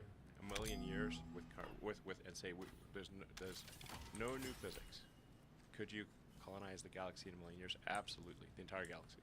So you would start with Mars, build bases on Mars, then Yeah. use Mars to jump off to It all wouldn't these take a planets, million. I don't set up think. places there, and Yeah. over thousands of years. Yeah, just Yeah. kind of like, you know, So hop from that's- one solar system to the next, and Oh, dang. Why didn't I go? I need to It leave. seems like that's imperative. I'm Like on that no- has to I'm on happen normal if the mode. Human Man. civilization's going to survive because our Yeah. planet is just we're too subject to natural disasters and our own folly. Dang it, dude. That The sucks. species is going to survive. Yeah. We kind of have to escape. it's mostly about the species. I mean, there've been some real doozies of like, you know, massive meteors and super volcanoes, and the continents moved all over the place, and Earth's been a snowball and super hot.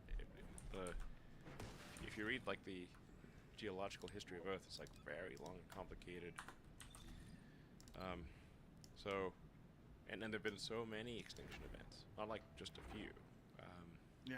I mean, the Permian extinction event, that was a real rough one, where it's like well over 90% of all species died out. And that doesn't tell the whole story, because a huge chunk of the remaining species were fungi and you know, like sponges and stuff like that. You know, like are you a sponge? Okay, you're probably doing okay. They're still around. Are you a mushroom? Do you like being in the dark and feasting on dead plant and animal matter? Okay, but if you're like a human, you're screwed. Yeah. So Well, didn't people got down to, there was just a few thousand of us at one point in time because of a super volcano, I think Indonesia. I think it was only like 60, 70,000 years ago. Yeah. There've been a number of sort of Real evolutionary choke points. Yeah. And the last ice age must have been pretty rough too. A lot of species got wiped out then. Is that That's not part of bad. what motivates you? What motivates you to want to do this and to put people on Mars and to start traveling, get people traveling through the galaxy?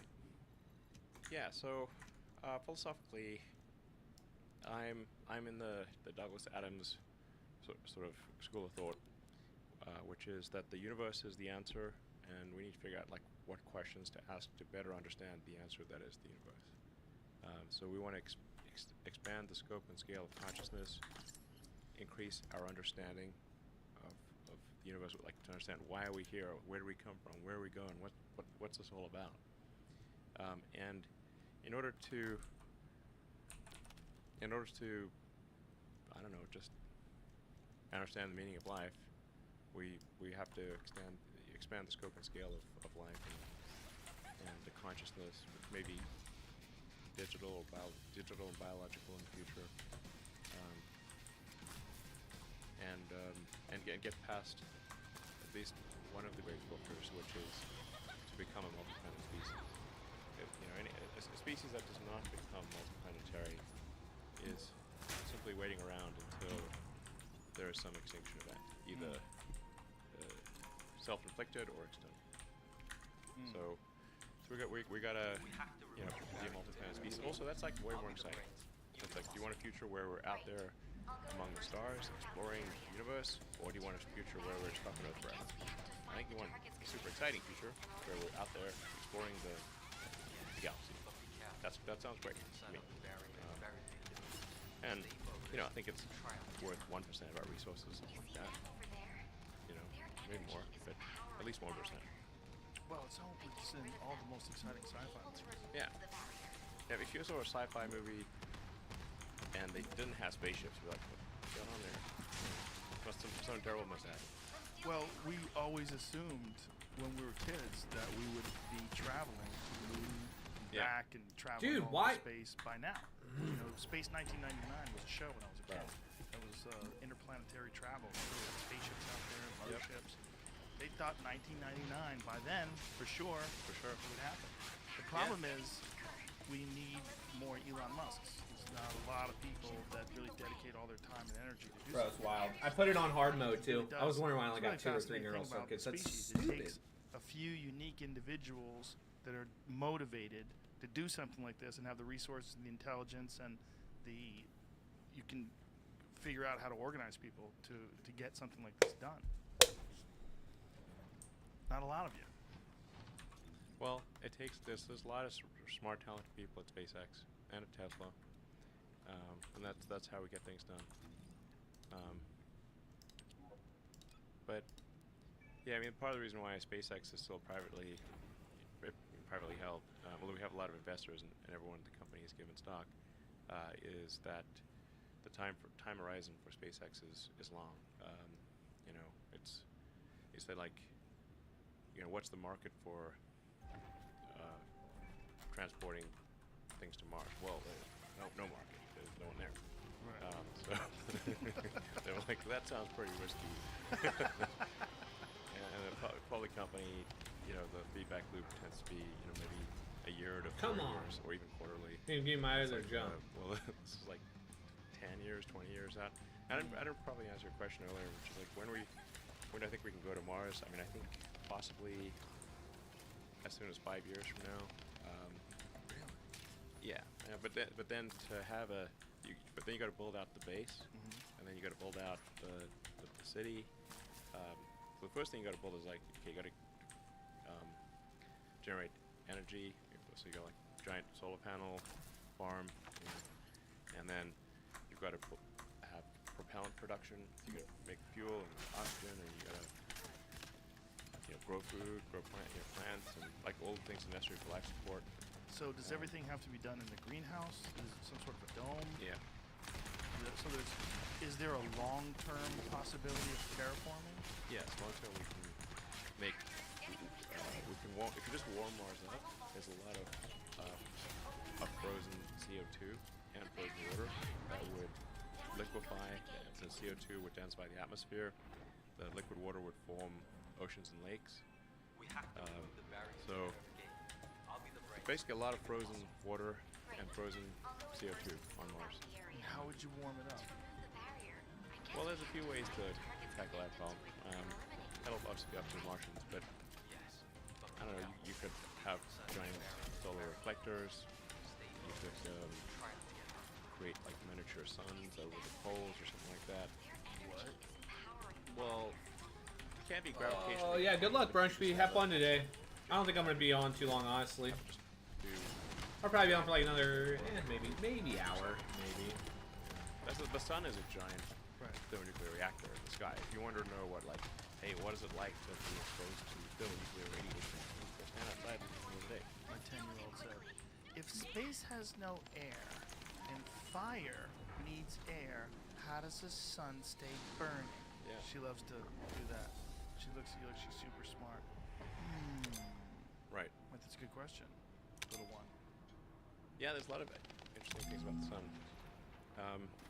The sun is converting, I think, 4 or 5 million tons of mass to energy every second. So, you know, E equals mc squared. That's It's a lot. a lot. Yeah.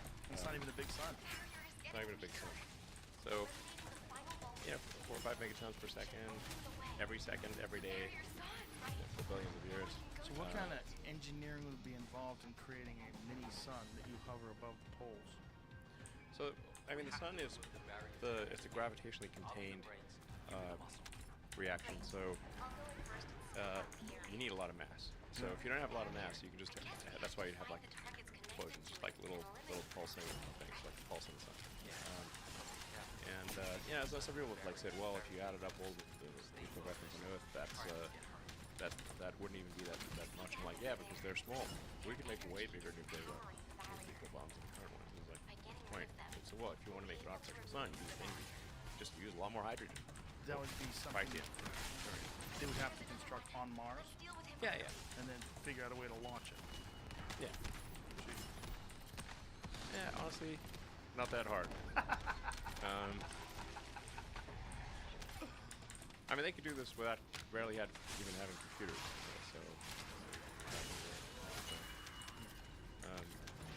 But you can also do it with like solar reflectors. I don't know. Somehow, if you want to make it look like Earth, you got to warm it up. Right. So, So in hundreds of years from now, or whatever it would take, people would eventually, figure something out. yeah, you could terraform Mars and make it be like we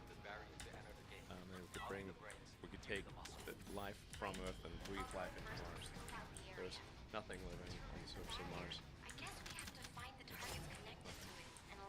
It's cold. Yeah. There's a lot of ultraviolet.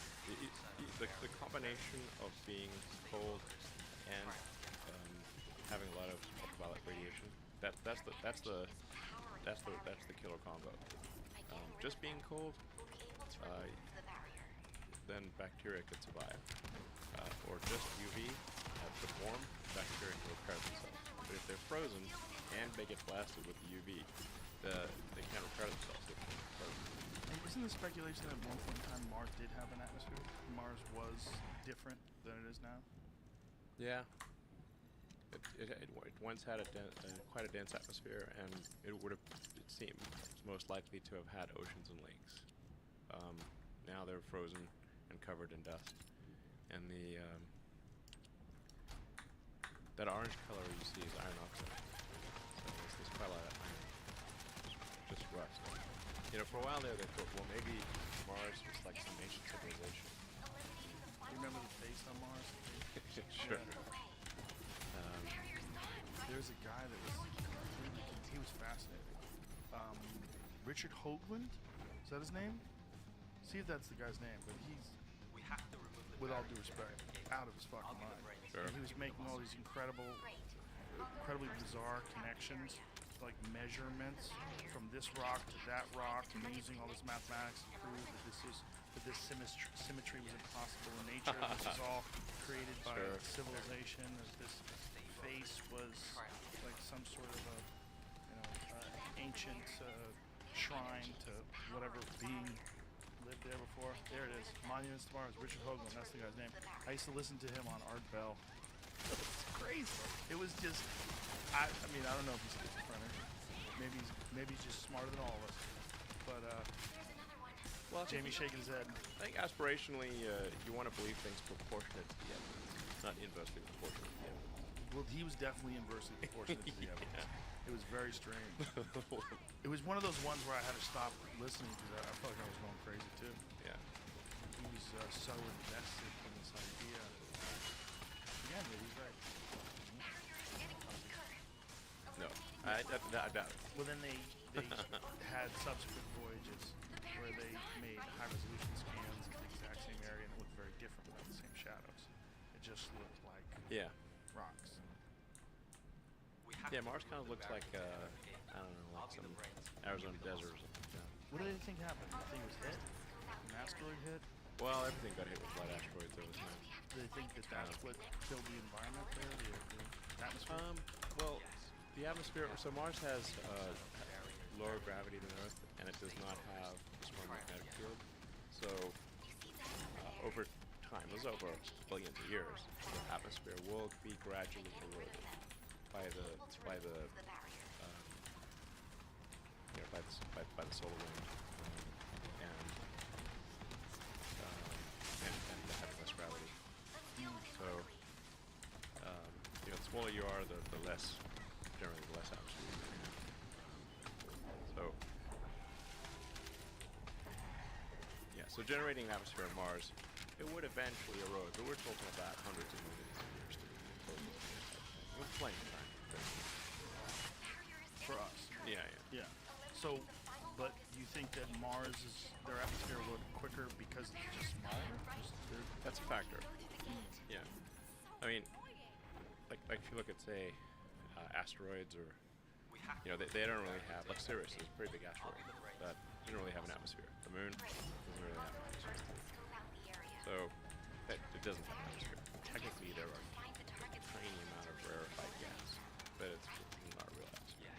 Did you pay attention at all to the guy who was the chair of the Harvard Astronomy Department, Avi Loeb, who was recently, there's a bunch of stories in the news because he believes that an object that came through our solar system in 2017 was possibly extraterrestrial in origin? Yeah. The umami burger. Yeah, they don't. He thinks that there's apparently there's a 91% possibility it was shaped like a. Your mama asteroid.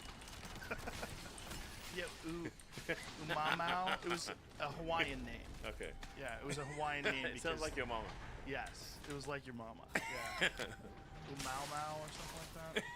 Yeah. Because it was discovered in Hawaii. It was a Hawaiian. Yeah. Well, anyway, so I think a fundamental test of human civilization is: are we going to become a multi-planet civilization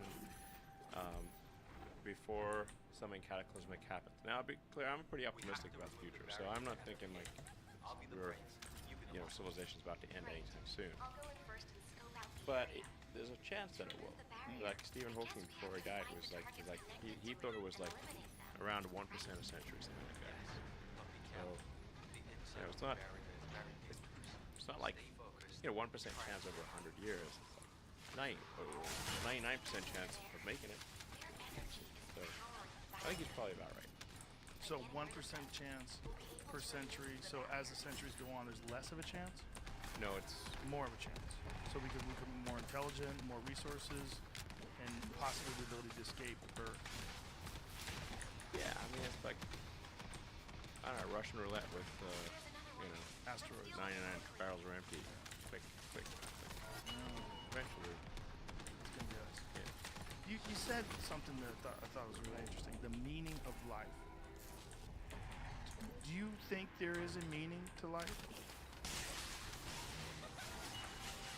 Well, I think arguably the meaning of life is to understand the nature of the universe and figure out what the meaning of life is.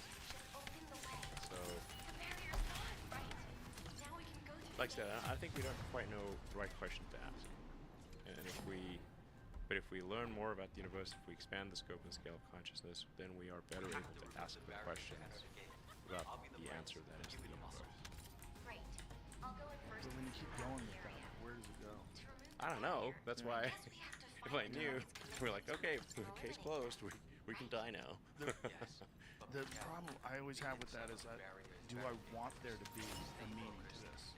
Because it gives sense of purpose to finite life.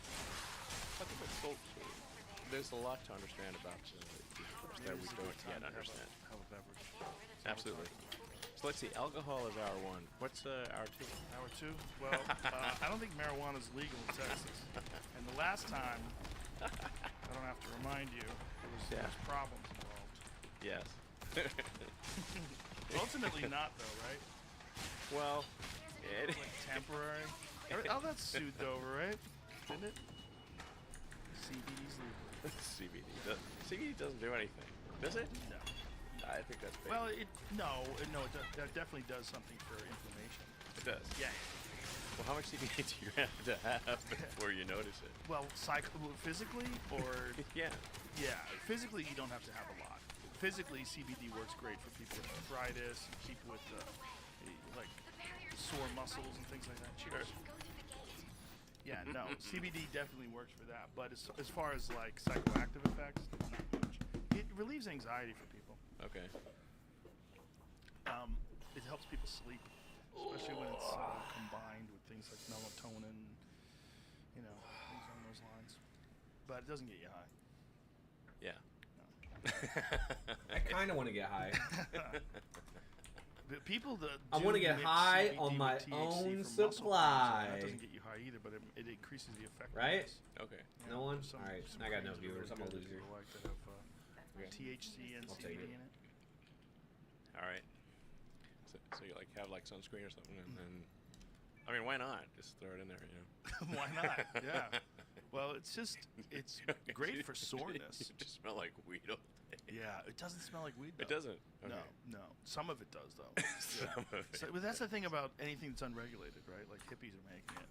That's always the problem. Your quality control. Yeah, no quality control. That's the problem with edibles.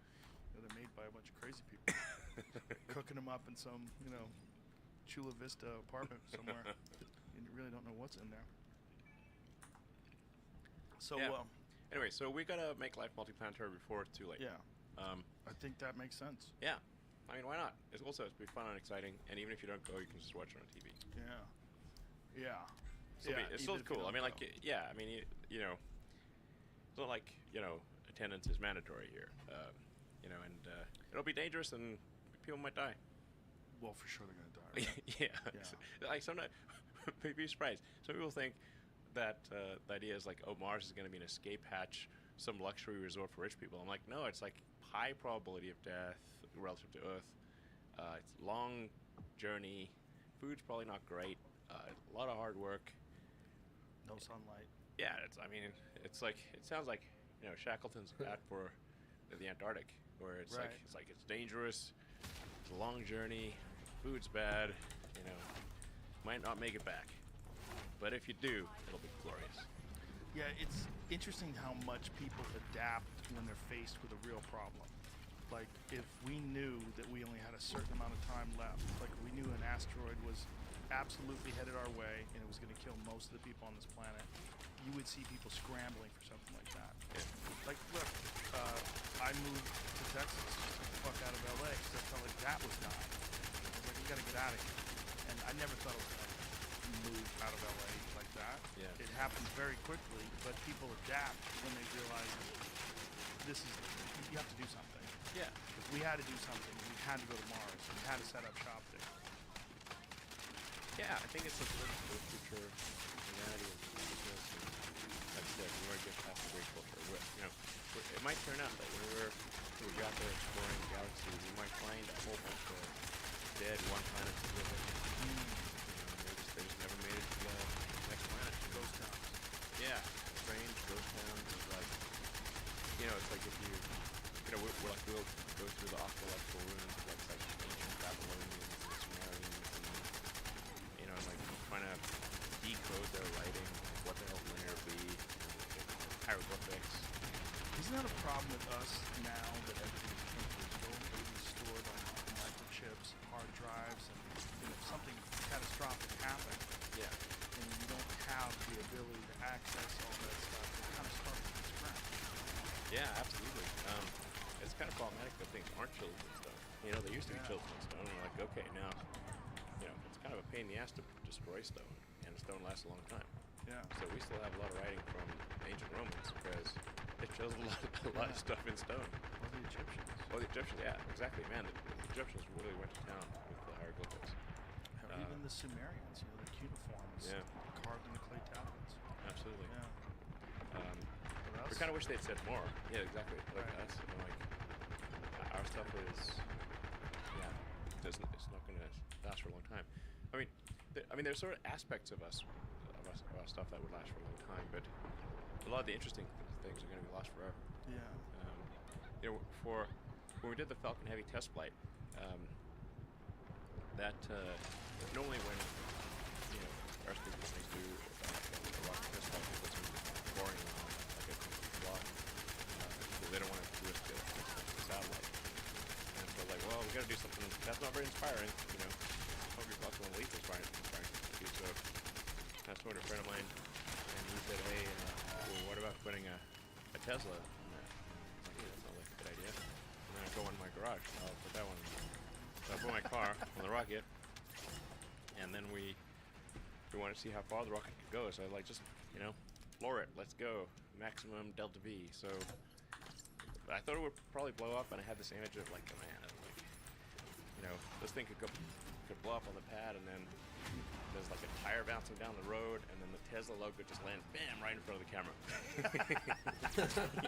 It's like one of the Yes! like this is a movie, That's kind of one of the possible outcomes.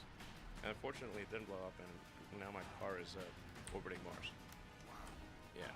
So now in that car, so now hopefully somebody in the alien civilizations in the future could find that, because it'll be like around for like millions of years. I've seen the images Yeah. of it with the. It looks fake. It looks. That's fake. how you know it's real. Is that how you know it's real? Yeah. How do the images get to us? It's the images are too lame to be fake. I mean, they look good, but for example, the dynamic range of the camera is not enough to pick up the stars and the vehicle. Because things are very bright in space. There's no we don't quite realize it, but in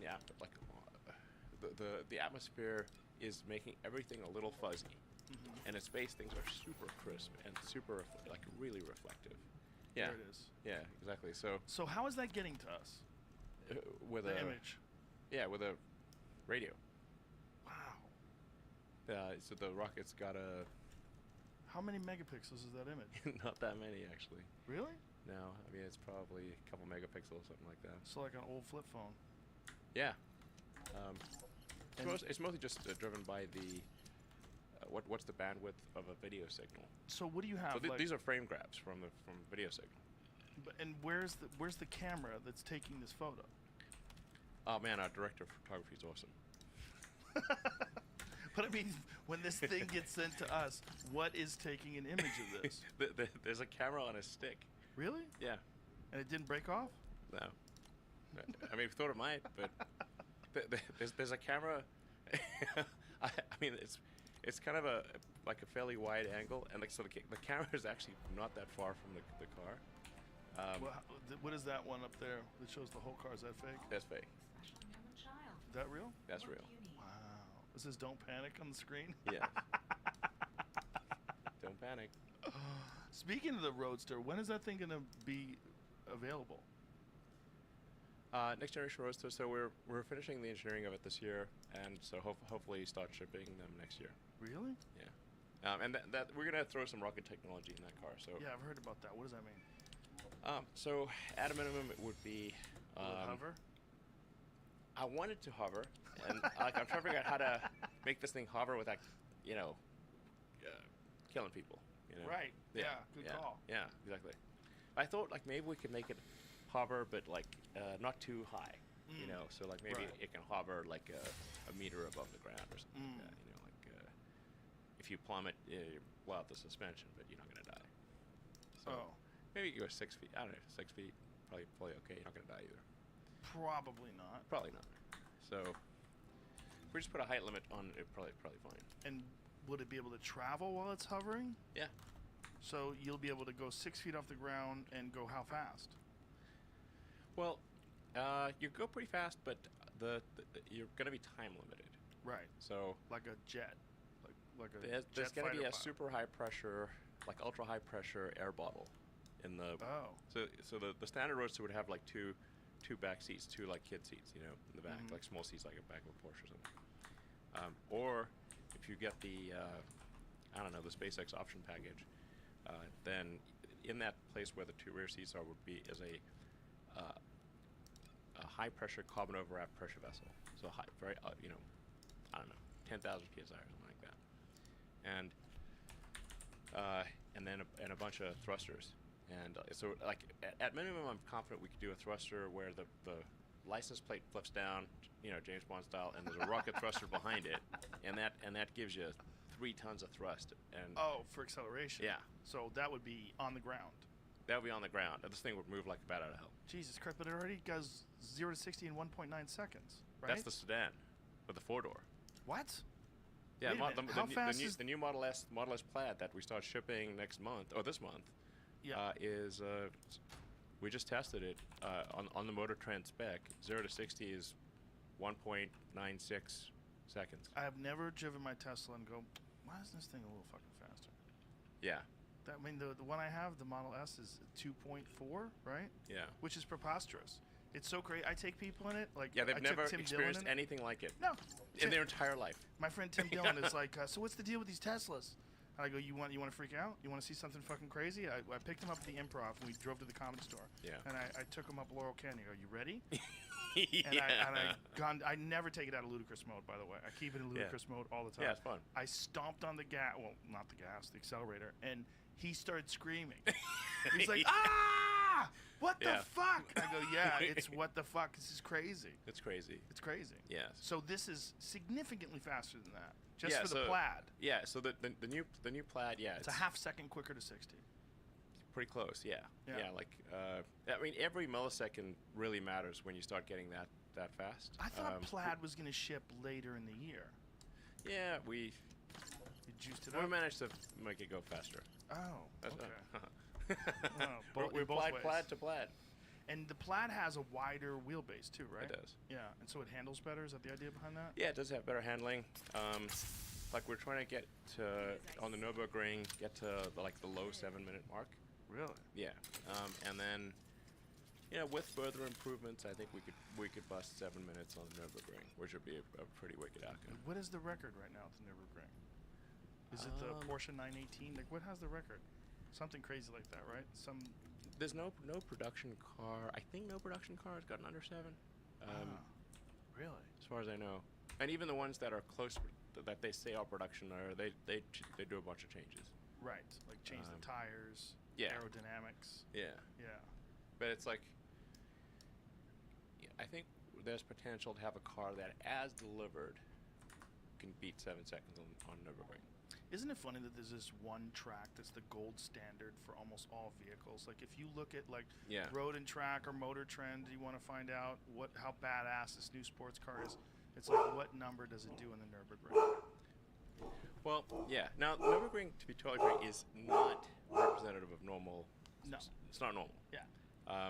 It's the hardest one to. You can't game it, Right. So, but I think for everyday driving, it's the acceleration that really matters. Like it's like you're at the light goes green, boom, who's across the intersection fastest? The new Plaid will do, a sub 9-second quarter mile, and with an exit trap speed in a quarter mile of 155 miles an hour. And it's a sedan. Yeah. It's a 4-door. It can hit 60 miles an hour before it's cleared the intersection. That's insane. Insane. That's insane. Yeah. Wow. What? Now, It's uncomfortably fast. Is that steering wheel legit? Yeah. Is it legal? Yeah. I mean, Formula. They use a yoke in Formula One. They don't have a steering Right, wheel. but you're not on the highway. Formula One car. Yeah, yeah. Like I like driving like this, like resting my hand on the top of the wheel. Well, I think autopilot's getting good enough that you won't need to drive most of the time, unless you really want to. I like driving. Okay. Yeah, I use autopilot sometimes.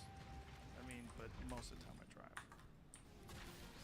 I find it's like you can rest your hand on your knee, like kind of thing, and it works great. Anyway, it looks awesome. It does look cool. Yeah. Yeah, it's very spaceshipy. Yeah. Yeah. That's great. And all the stuff is on the steering wheel now too, right? The blinkers and all that jazz. Even the horn is like a little button, right? Yeah, and the horn is already kind of the center of the steering wheel anyway, but... Is it still the center of the steering wheel as well? Yeah, yeah. But isn't it a button? I thought on the yoke, I mean, there's a button for the horn. Yeah. But you have to really... I used to have a car that had a button for the horn.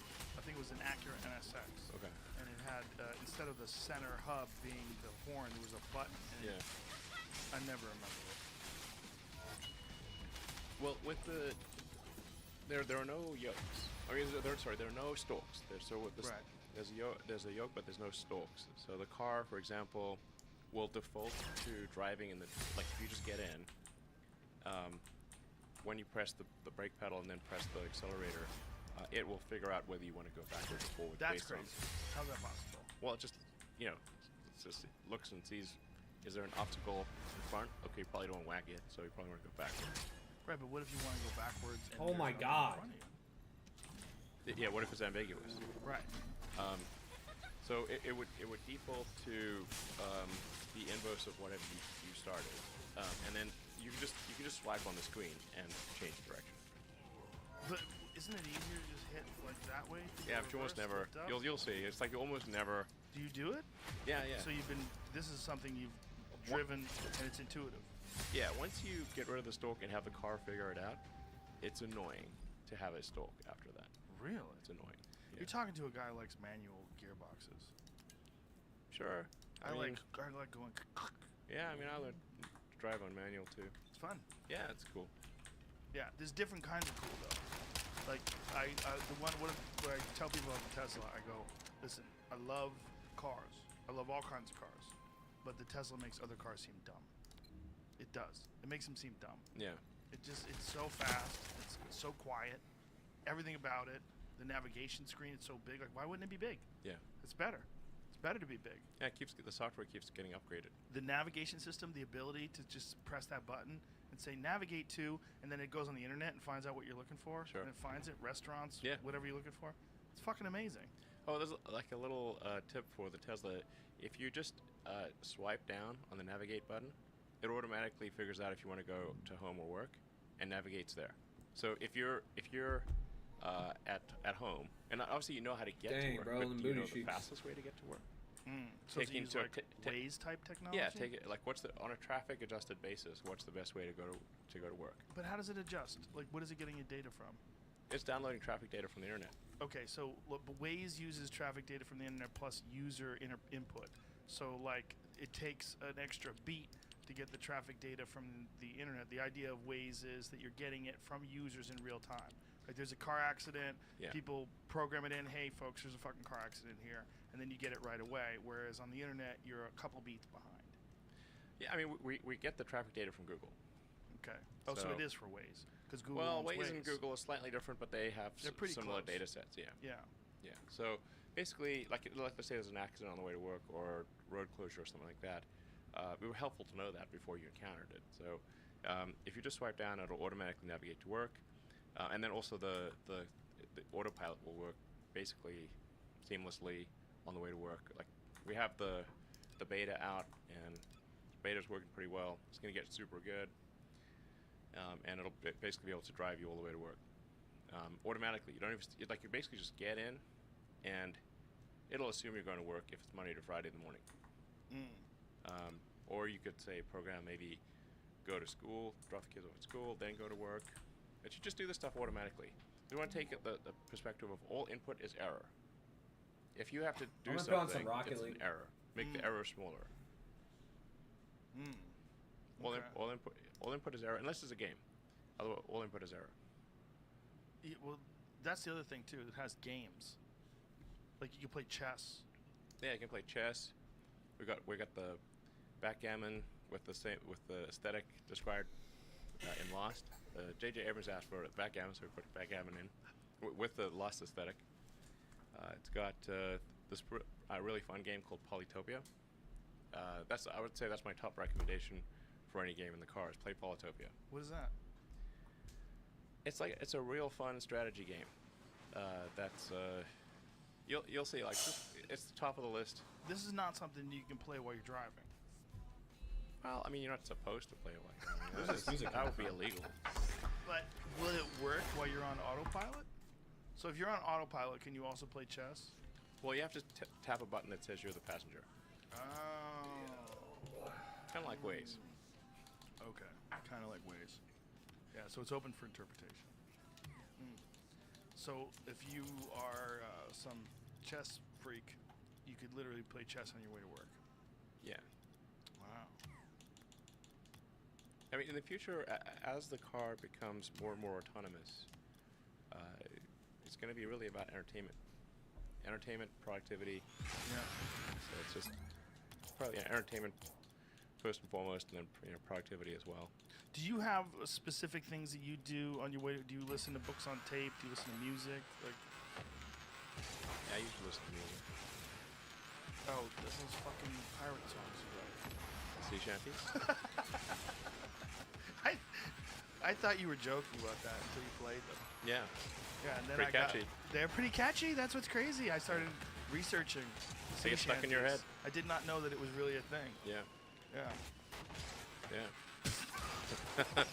Jamie, do you know? Do you know about the sea shanties? Oh my God. Yeah. Well, and it's actually something really appealing about people singing in harmony. Yeah, but it's actually way better than you think. it's also like it's got like a weird Renaissance fair type thing to it. Like you feel like you're all together in this old timey thing, you know? Yeah. Pretending. Yeah. Very strange. Yeah. It's very odd. So, I mean, it seems like one of the top reasons to be a pirate would be we have sea shanties and we have tropical taverns and I don't know. Cool outfits. Cool I guess? outfits. Yeah. You get the scarves. Dress up. Yeah, you get to dress weird. Yeah.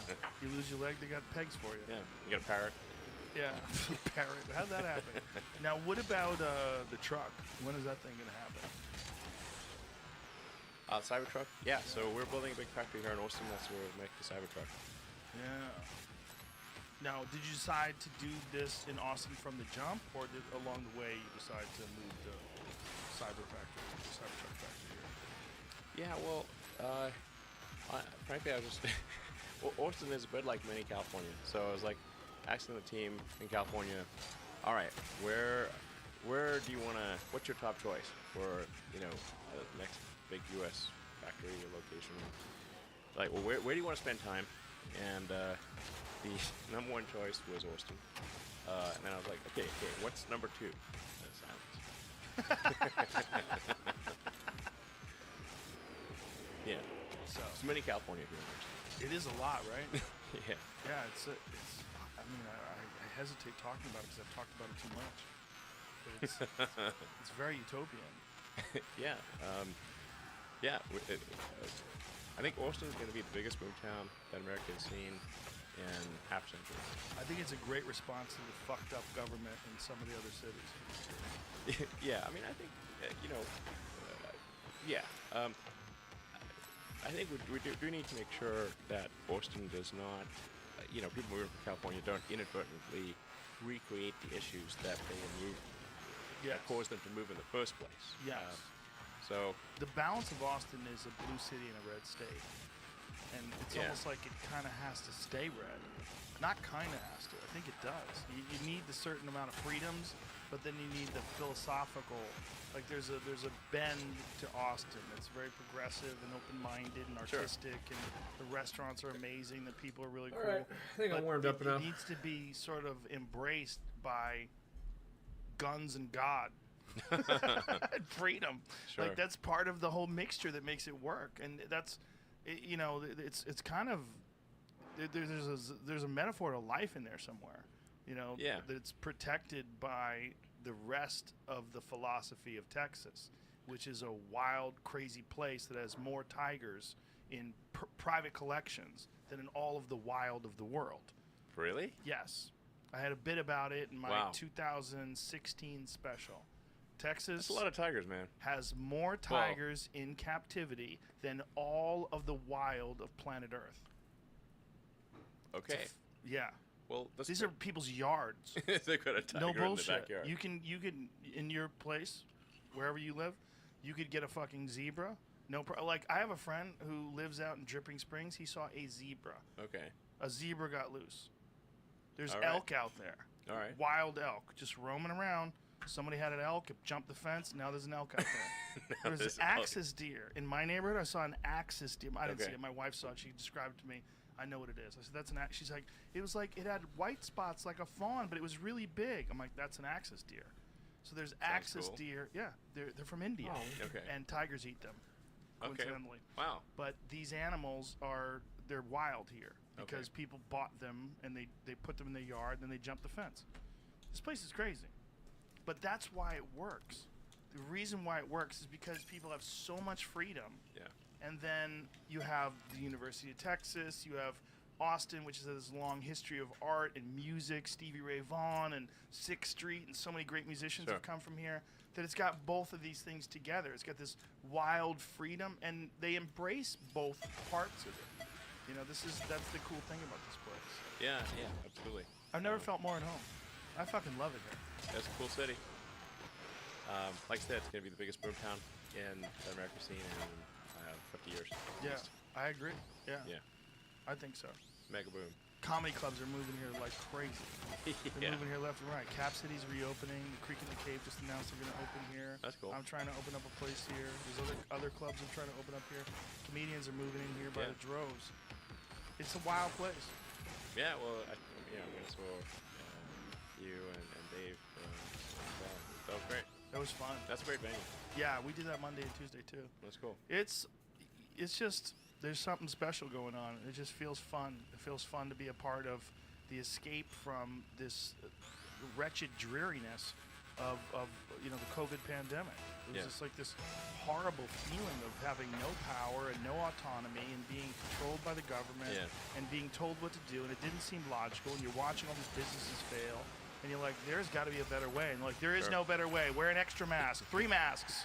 Wear 3 masks and stay indoors, and holy shit. Yeah. Yeah, it didn't make any sense. You can't talk people out of a good panic. They sure love it. They love panic porn. Yeah, fear porn is like it's people's favorite indulgence. Yeah. That's why I say rule number 1. It's like other times. Don't But- panic.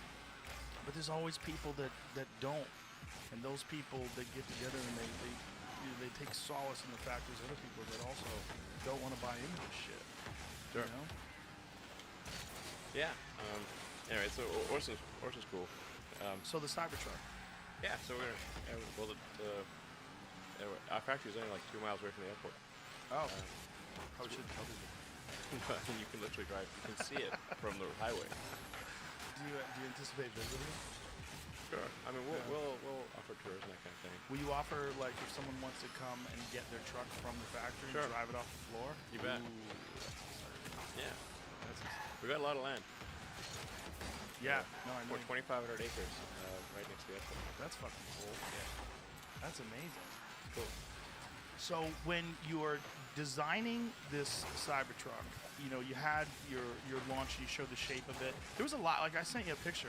I remember I sent you a picture, I was like, this is fucking cool, and like, Yeah. it's not real. And I was like, oh, okay.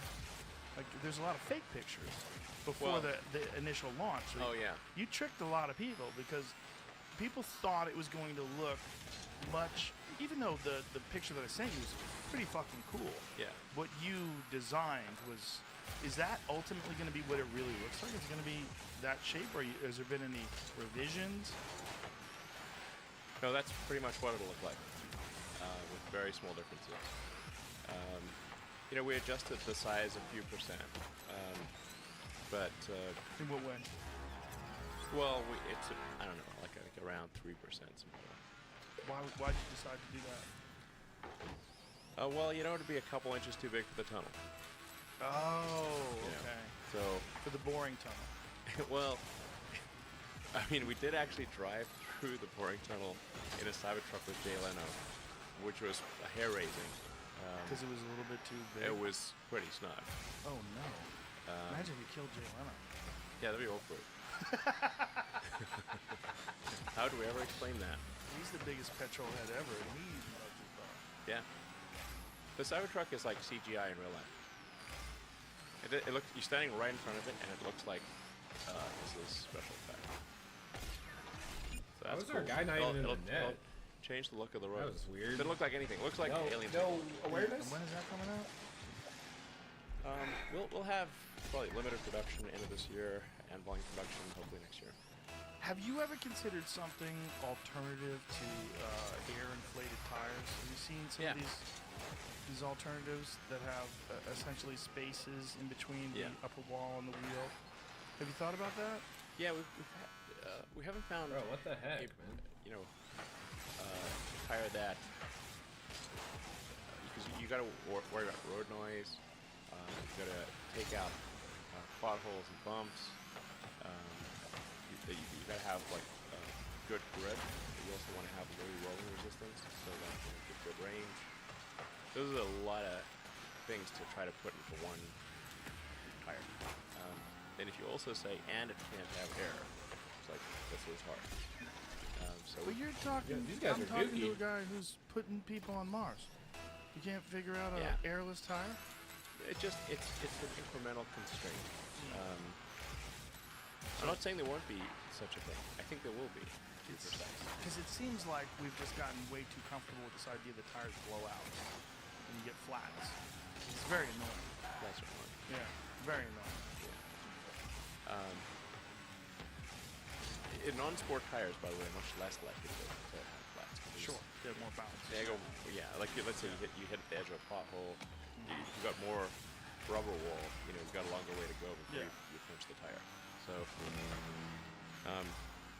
sport tires tend to have more flats. Especially what the in fuck? LA potholes, that's worse. Yeah, well, like no- there was one particular pothole on Sunset Boulevard. They would just take out These guys are like so many motorists, like a bronze? boom boom, both sides of the car. Nah, they're probably diamonds. Yeah. Damn. Yeah, Get it, get it. Oh, you missed. It's like Oh, I juked him. Steven Spielberg is like 2 tires went. I was like, God damn it, I know that pothole. Double commit thing. This guy's. I don't know if it's. I think it's I both mean, of them. It seems like that's actually. People feel like, man, there sure are a lot of taxis in California for roads this bad. Yeah. So ultimately, one day that's a possibility of having some sort of an airless tire. Because I've seen Yes. prototypes. I've never seen one on an actual car in physical, in real life. Yeah, I think the technology's gradually getting there. And I think for something like a robo-taxi where you want to Yeah, have those guys tires are last for a long retarded. time and not go flat, it's going to make a lot of sense. That's why I don't Yeah. play Rocket League really. But other than Oh, that, I'm only champ 2 on this essentially account. most of what we saw Playing in with the champ demo 2s. is Those the same. guys, It's those still guys gonna weren't have- even champs. No, Oh, yeah. there was the issue with the glass when the accidentally shattered. That how annoying was that? That was shocking. I mean, we literally spent, hours beforehand with like lots of people throwing steel balls at the window. Right. I mean, we must have thrown at least a dozen people must have thrown steel balls At the same window though. yeah, same damn window. Isn't that the problem? Yeah, that might. It turns out that might be the problem. If you keep throwing steel balls, eventually it's gonna break. and I did ask Franz to really wind up and give it all, And I should have like, oh, take it easy, Yeah. Give me a You don't need fake to- wind up. Yeah, we don't need the fast ball. Yeah, So- but I did ask for the fast ball, and they're like, okay, let's go for the slightly slower ball. Do you think it was because you guys were hitting the sidewall with a sledgehammer Yeah, first? that could be. Like, we were trying to figure out how the hell this thing break because, I mean, we were just bouncing steel balls off it all day. Right.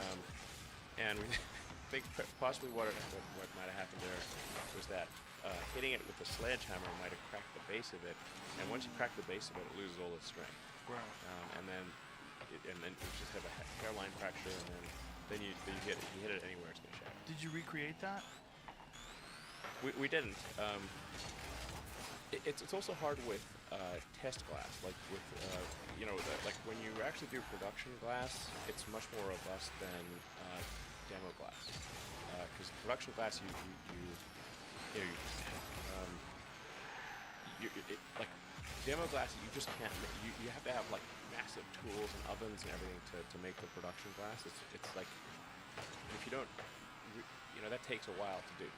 So production glass is always better than demo glass. Nonetheless, it should have worked. And it was probably because we whacked it with a sledgehammer and then threw the steel ball. That pass wasn't even close to me, bud. but it will be bulletproof to a handgun. That's for Now, you. why did you But decide second- to do all that? Make it bulletproof and make it like you can hit it with a sledgehammer. Like, what was the motivation to make it different than just like a Model S? I mean, I think it's like what's cool about a truck? Trucks are tough, and like, okay, what's tougher than a truck? A tank. What about a tank from the future? Go middle, Toos. Okay. You got a wide open Now you net have a there. You're tank not for the reading me, future. bruh. Okay. Yeah, that's bulletproof. Yeah. And how's that compared to it's way tougher than a regular truck. Look, it's fucking cool. Yeah, There's no doubt. That's an I mean, having personnel something that's character from the bulletproof. future. That shit should be like a Halo with a rocket launcher in the back. Have you thought about doing something like that? Somebody's gonna do it for sure. For military use? Yeah. Seems like it. I mean, I don't know. That sounds like it'd be fun. I mean, you should just, like, cruising around the field and like lobbing, shooting rockets. Now, is there ever a possibility that these things are going to be solar powered? Is that someday? Is this solar technology going to get to a point where It's kind of a surface area issue. So I mean, I think you could possibly put Playing with a the- bunch the- of goddamn the cover retards humping a of the truck doorknob. there, Yeah, that you was know, put some terrible, solar cells in Tootsie. that, But so I just leave it realized out in that the you're sun. an ass, brother. Probably You need to hit training. recharges for a few sure. miles a day type of thing. it would only be a few miles? Yeah. But what about one day? Is it possible that technology could evolve to the point where they can Wow. extract more? No, really? No, it's so there's about 1 kilowatt per square meter of No solar awareness. energy, and then you're gonna get probably 25% efficiency, so you get 200 watts per square meter, and then that's assuming Oh, that boy. you're normal to the sun. So Can like feel. you're right angles basically. Are you facing the sun or not? So when you add all those things up, you say how many square meters can you really get, and then how many watt hours per mile. Yakka sack, So- yakka sack. It has basically, if you could do 10 miles a day, you'd be lucky. Really? And that's not going to change. No. That sucks. It'd be cool if it just ran. I mean, is it possible to make a car entirely of solar panels? The entire surface of it, solar panels, like in a place like LA or somewhere where it's never cloudy. You drive around in that thing. No, you're going to burn off energy faster than you can drive. Like, if you don't drive that often, that's a different story. The only option is to have a solar paneled home and extract the power that way. And Yeah, charge solar your panel car. room, house got a lot of area. Yeah. Hey, they're back in it. Look at Yeah, you that. could possibly have like some solar thing that unfurls that has a lot more surface area. So when you park it at work or something like that, Yeah. you unfurl. Yeah. But it just needs area. Right. So, like I said, think about like maybe 200 watts a square meter. Maybe 20 watts a square foot, something like that. Now, the range of the new cars is much longer. Yes. Like, what is the range of the standard Model S that's available right now? It's like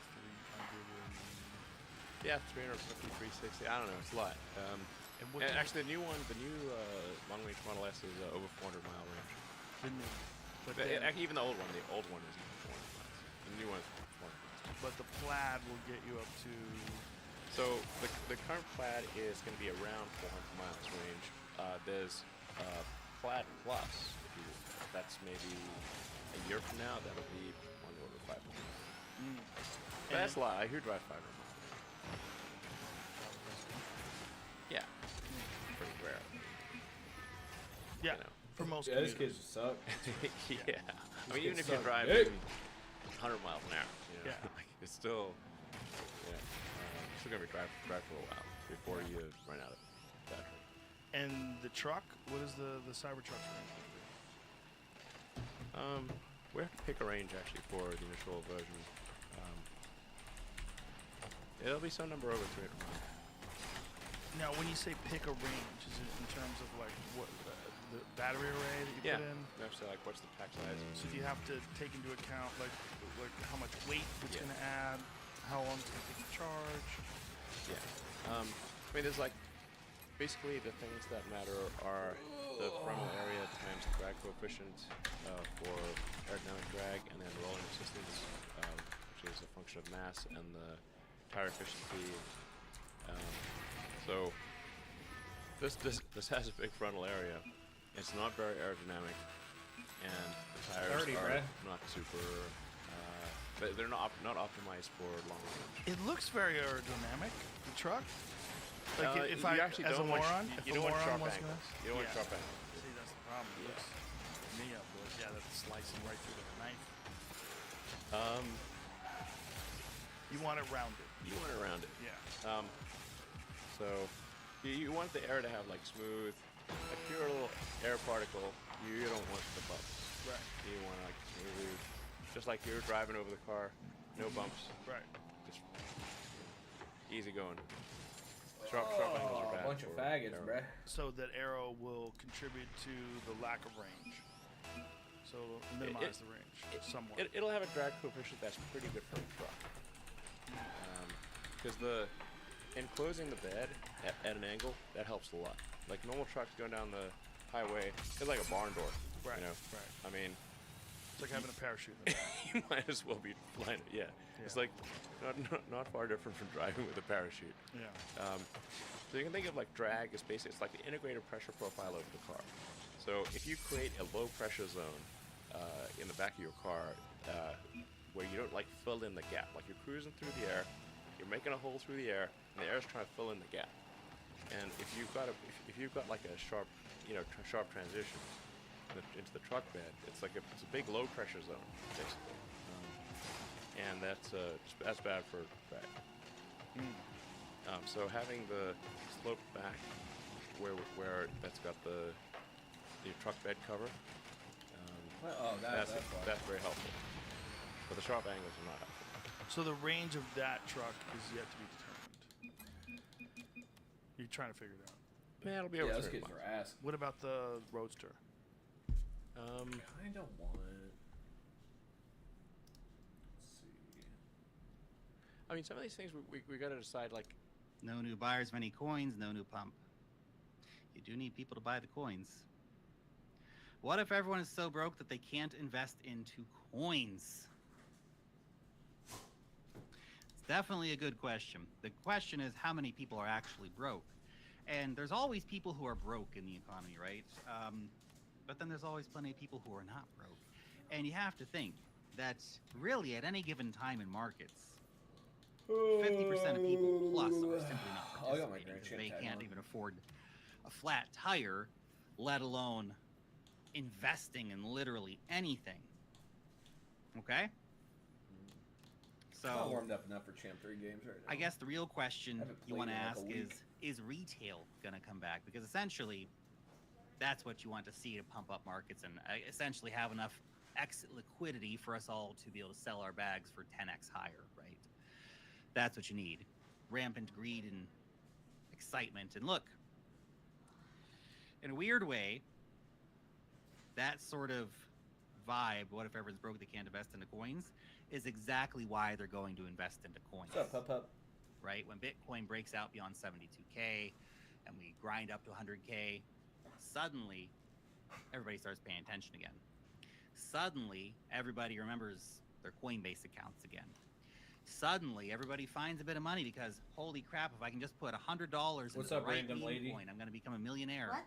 So what's up, random lady in my house? How'd you get in here? Suddenly everybody finds money. You just Yuna watch. let me in. Right, Yuna? Careful of a Bart Simpson pattern playing out. Yeah, I could see that. Would anybody be surprised if we Barted back down on Bitcoin? That, of course, would be to say we come back down to here, back down to $60,000. Oh, yeah, the Fed's going to save us, and blump. I wouldn't be shocked either. No, that's right. Going right. Going right. Lark, thoughts on the graph? Google blockchains. One. Oh, man, that's so tough. Out there. Graph's cool. Middle. Third man's My all the money's way on back. Subsquid. Invested, obviously. Literally, my money's on it. As a much smaller market cap competitor to the graph with a lot more potential upside than the graph. But the idea of indexing and stuff like that, I think, is an important service infrastructure play. How? What? Please finish that, for the love of God. Wow, man, I forgot. Coinbase, 4% buy and 4% sell. Brutal. Brutal fees. Oh my god. Jeez. Oh my Yeah, god. by the way, that's just on like the brokerage side. If you guys are actually, again, you wanted to send cash from your bank account and then use Coinbase Pro. If you're using Coinbase, that's the cheapest way to do it. Okay. Coinbase is a fine exchange. They do have higher fees, but they also have great liquidity and all that kind of stuff. And they're, say, trusted exchange, right? So there's reasons you might want to pay that slightly higher fee to use Coinbase because it's a bit more sort of, you know, safety, right? But you certainly don't need to pay the high fees that they charge on the brokerage side when like buying a credit card. You're just losing money that way. It's silly. Do it the proper way. Send a bank transfer. Send the money over to Coinbase Pro. Do it properly. Okay, guys? Don't be lazy. Oh, here you go. Look at this. You can even do a monthly subscription on Coinbase. Basically has no fees. Ta-da. Yep, I paid $30 a month for Coinbase Pro. $100 for the Bitcoin. Probably not so useful though. If you're actually trading over there with like thousands or tens of thousands or more, I know some of you guys are, then maybe that's worth it. Bitcoin isn't pumping right now. Bitcoin pumped the other day because of the Fed, and that's what we're talking about, or what we talked about earlier in the video. My channel says, not sure why you're excited about rate cuts. 71% of the time, market dumped after rate cuts. Context is important, and there's a few. Again, we talked about this at the start of the video, but we were talking about slips of gesture real quick. So, often rate cuts come in the middle of a recession to try to stimulate things, right? Usually the market's already down dramatically by the time that rate cuts are, come in. However, and you go back and watch earlier in the video, right, where we cover some of the charts and stuff like this, but essentially, when you have rate cuts in a recession, yeah, it's bad. If we had a recession on right now, and people are saying, but it's already in a recession, look at people sleeping in their cars and shit. Yeah, you know, man, people have been sleeping under bridges and in their cars in America since I've been a kid. Right? I remember seeing this shit when I was a kid. Maybe it's a little bit more now. Whatever. Shit grinds on. It's on in. But until we actually have a recession announced, there's no recession, okay? So when you have a rate cut outside of a recession, usually bullish. So that's the important thing to note here. Recessionary cuts, bearish. Non-recessionary cuts, bullish. Jobs data, of course, becomes the X factor here. Worsening jobs data could push markets to the brink. Okay? Softer than expected, or at least consensus jobs data, probably going to be okay. Fingers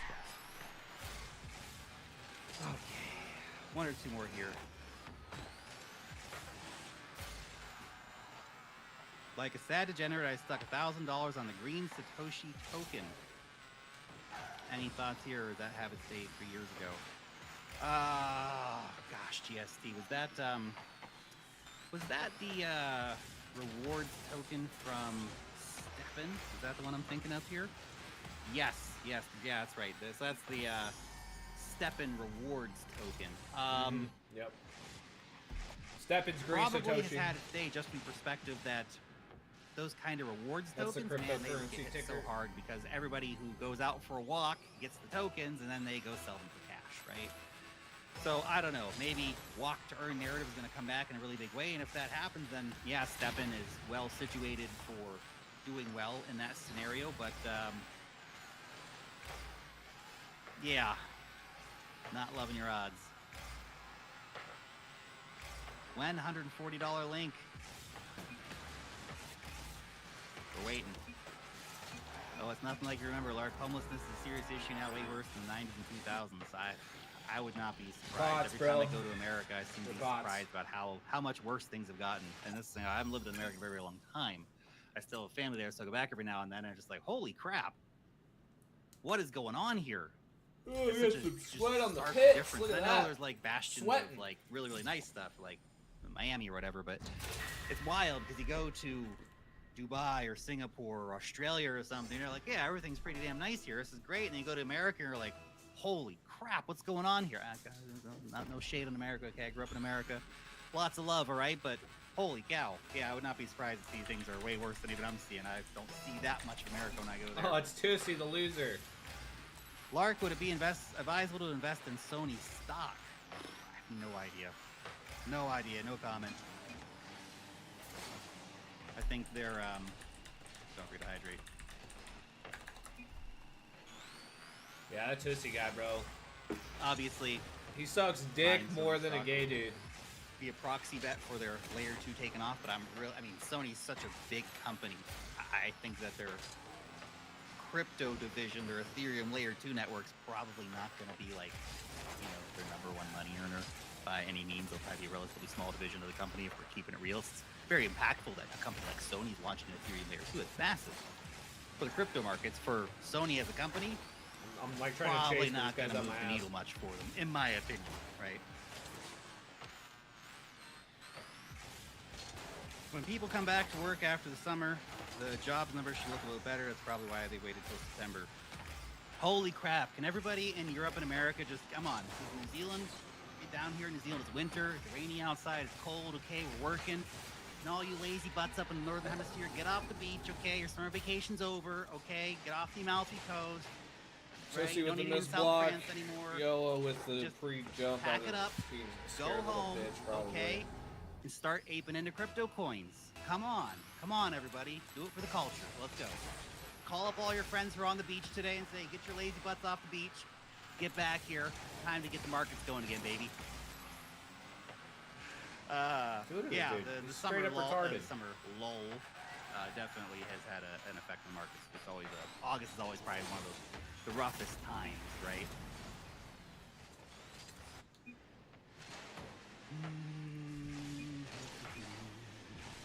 Lark can sway 20x this cycle.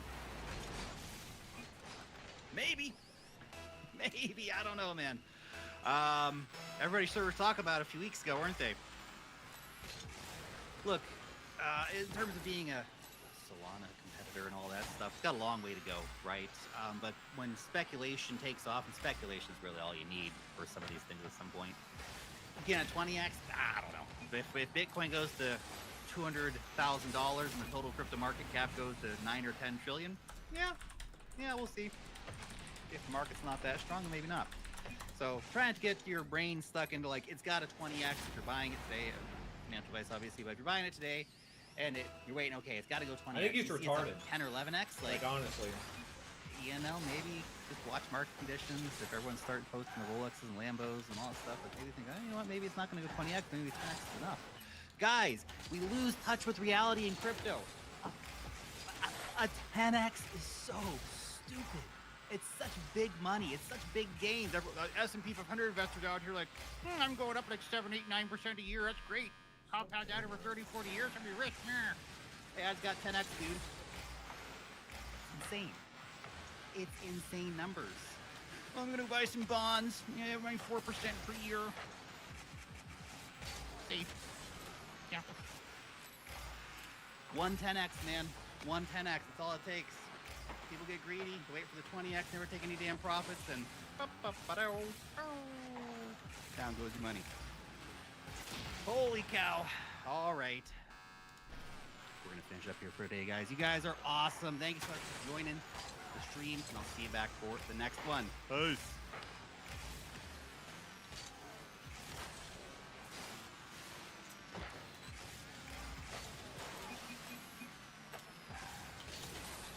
He's a pro. He's a professional. He's all heart. He's from Louisiana. That's where I'm from. As that fight went along, he just got stronger and stronger, and he was getting pounded, and he was going to be choked out about 4 different times, and he just wouldn't let it happen. No, you say hello to him. He's good. Yeah, I'll make sure to. He's a really great fighter. There And he is. cooks Thanksgiving dinner every year. Oh, wow. Yeah. Maybe I'll have to go sometime. He's, huh? oh, yeah. I mean, He must do good food. he does, yeah. He does some good stuff over there. Yeah, what was the first? Do you remember like the first fight that you ever went to, whether it was UFC or boxing or anything? Yeah, I do. It was Joe Frazier, Muhammad Ali in Madison Square Garden many, many years ago. And I think that was the first fight I went to. I always liked the boxing. How old were you, remember? Oh, boy, I don't know. You can deduct it from what I am now, but it was a long time ago. But they were two undefeated fighters. They were both undefeated. Muhammad became a friend of mine. So did Joe, Jolton Joe. He was... they were two great fighters. That fight was incredible. I think they had, like, many heart attacks that night. Literally heart attacks in Madison Square Garden. I think it was Madison Square Garden. And the fight was so unbelievable. Two undefeated heavyweight champions of the world. There was no UFC, and there was no competition, really. It was it. Yeah. And so you had two guys. I remember that Muhammad wasn't allowed to fight because of lots of different things, and he was a terrific guy. Both terrific guys, very And they different. finally made it happen. They finally And made they that made bout it happen. happen. So you had two undefeated heavyweight champions fighting. And who took you to the fight, remember? I went with my father and my brother Robert.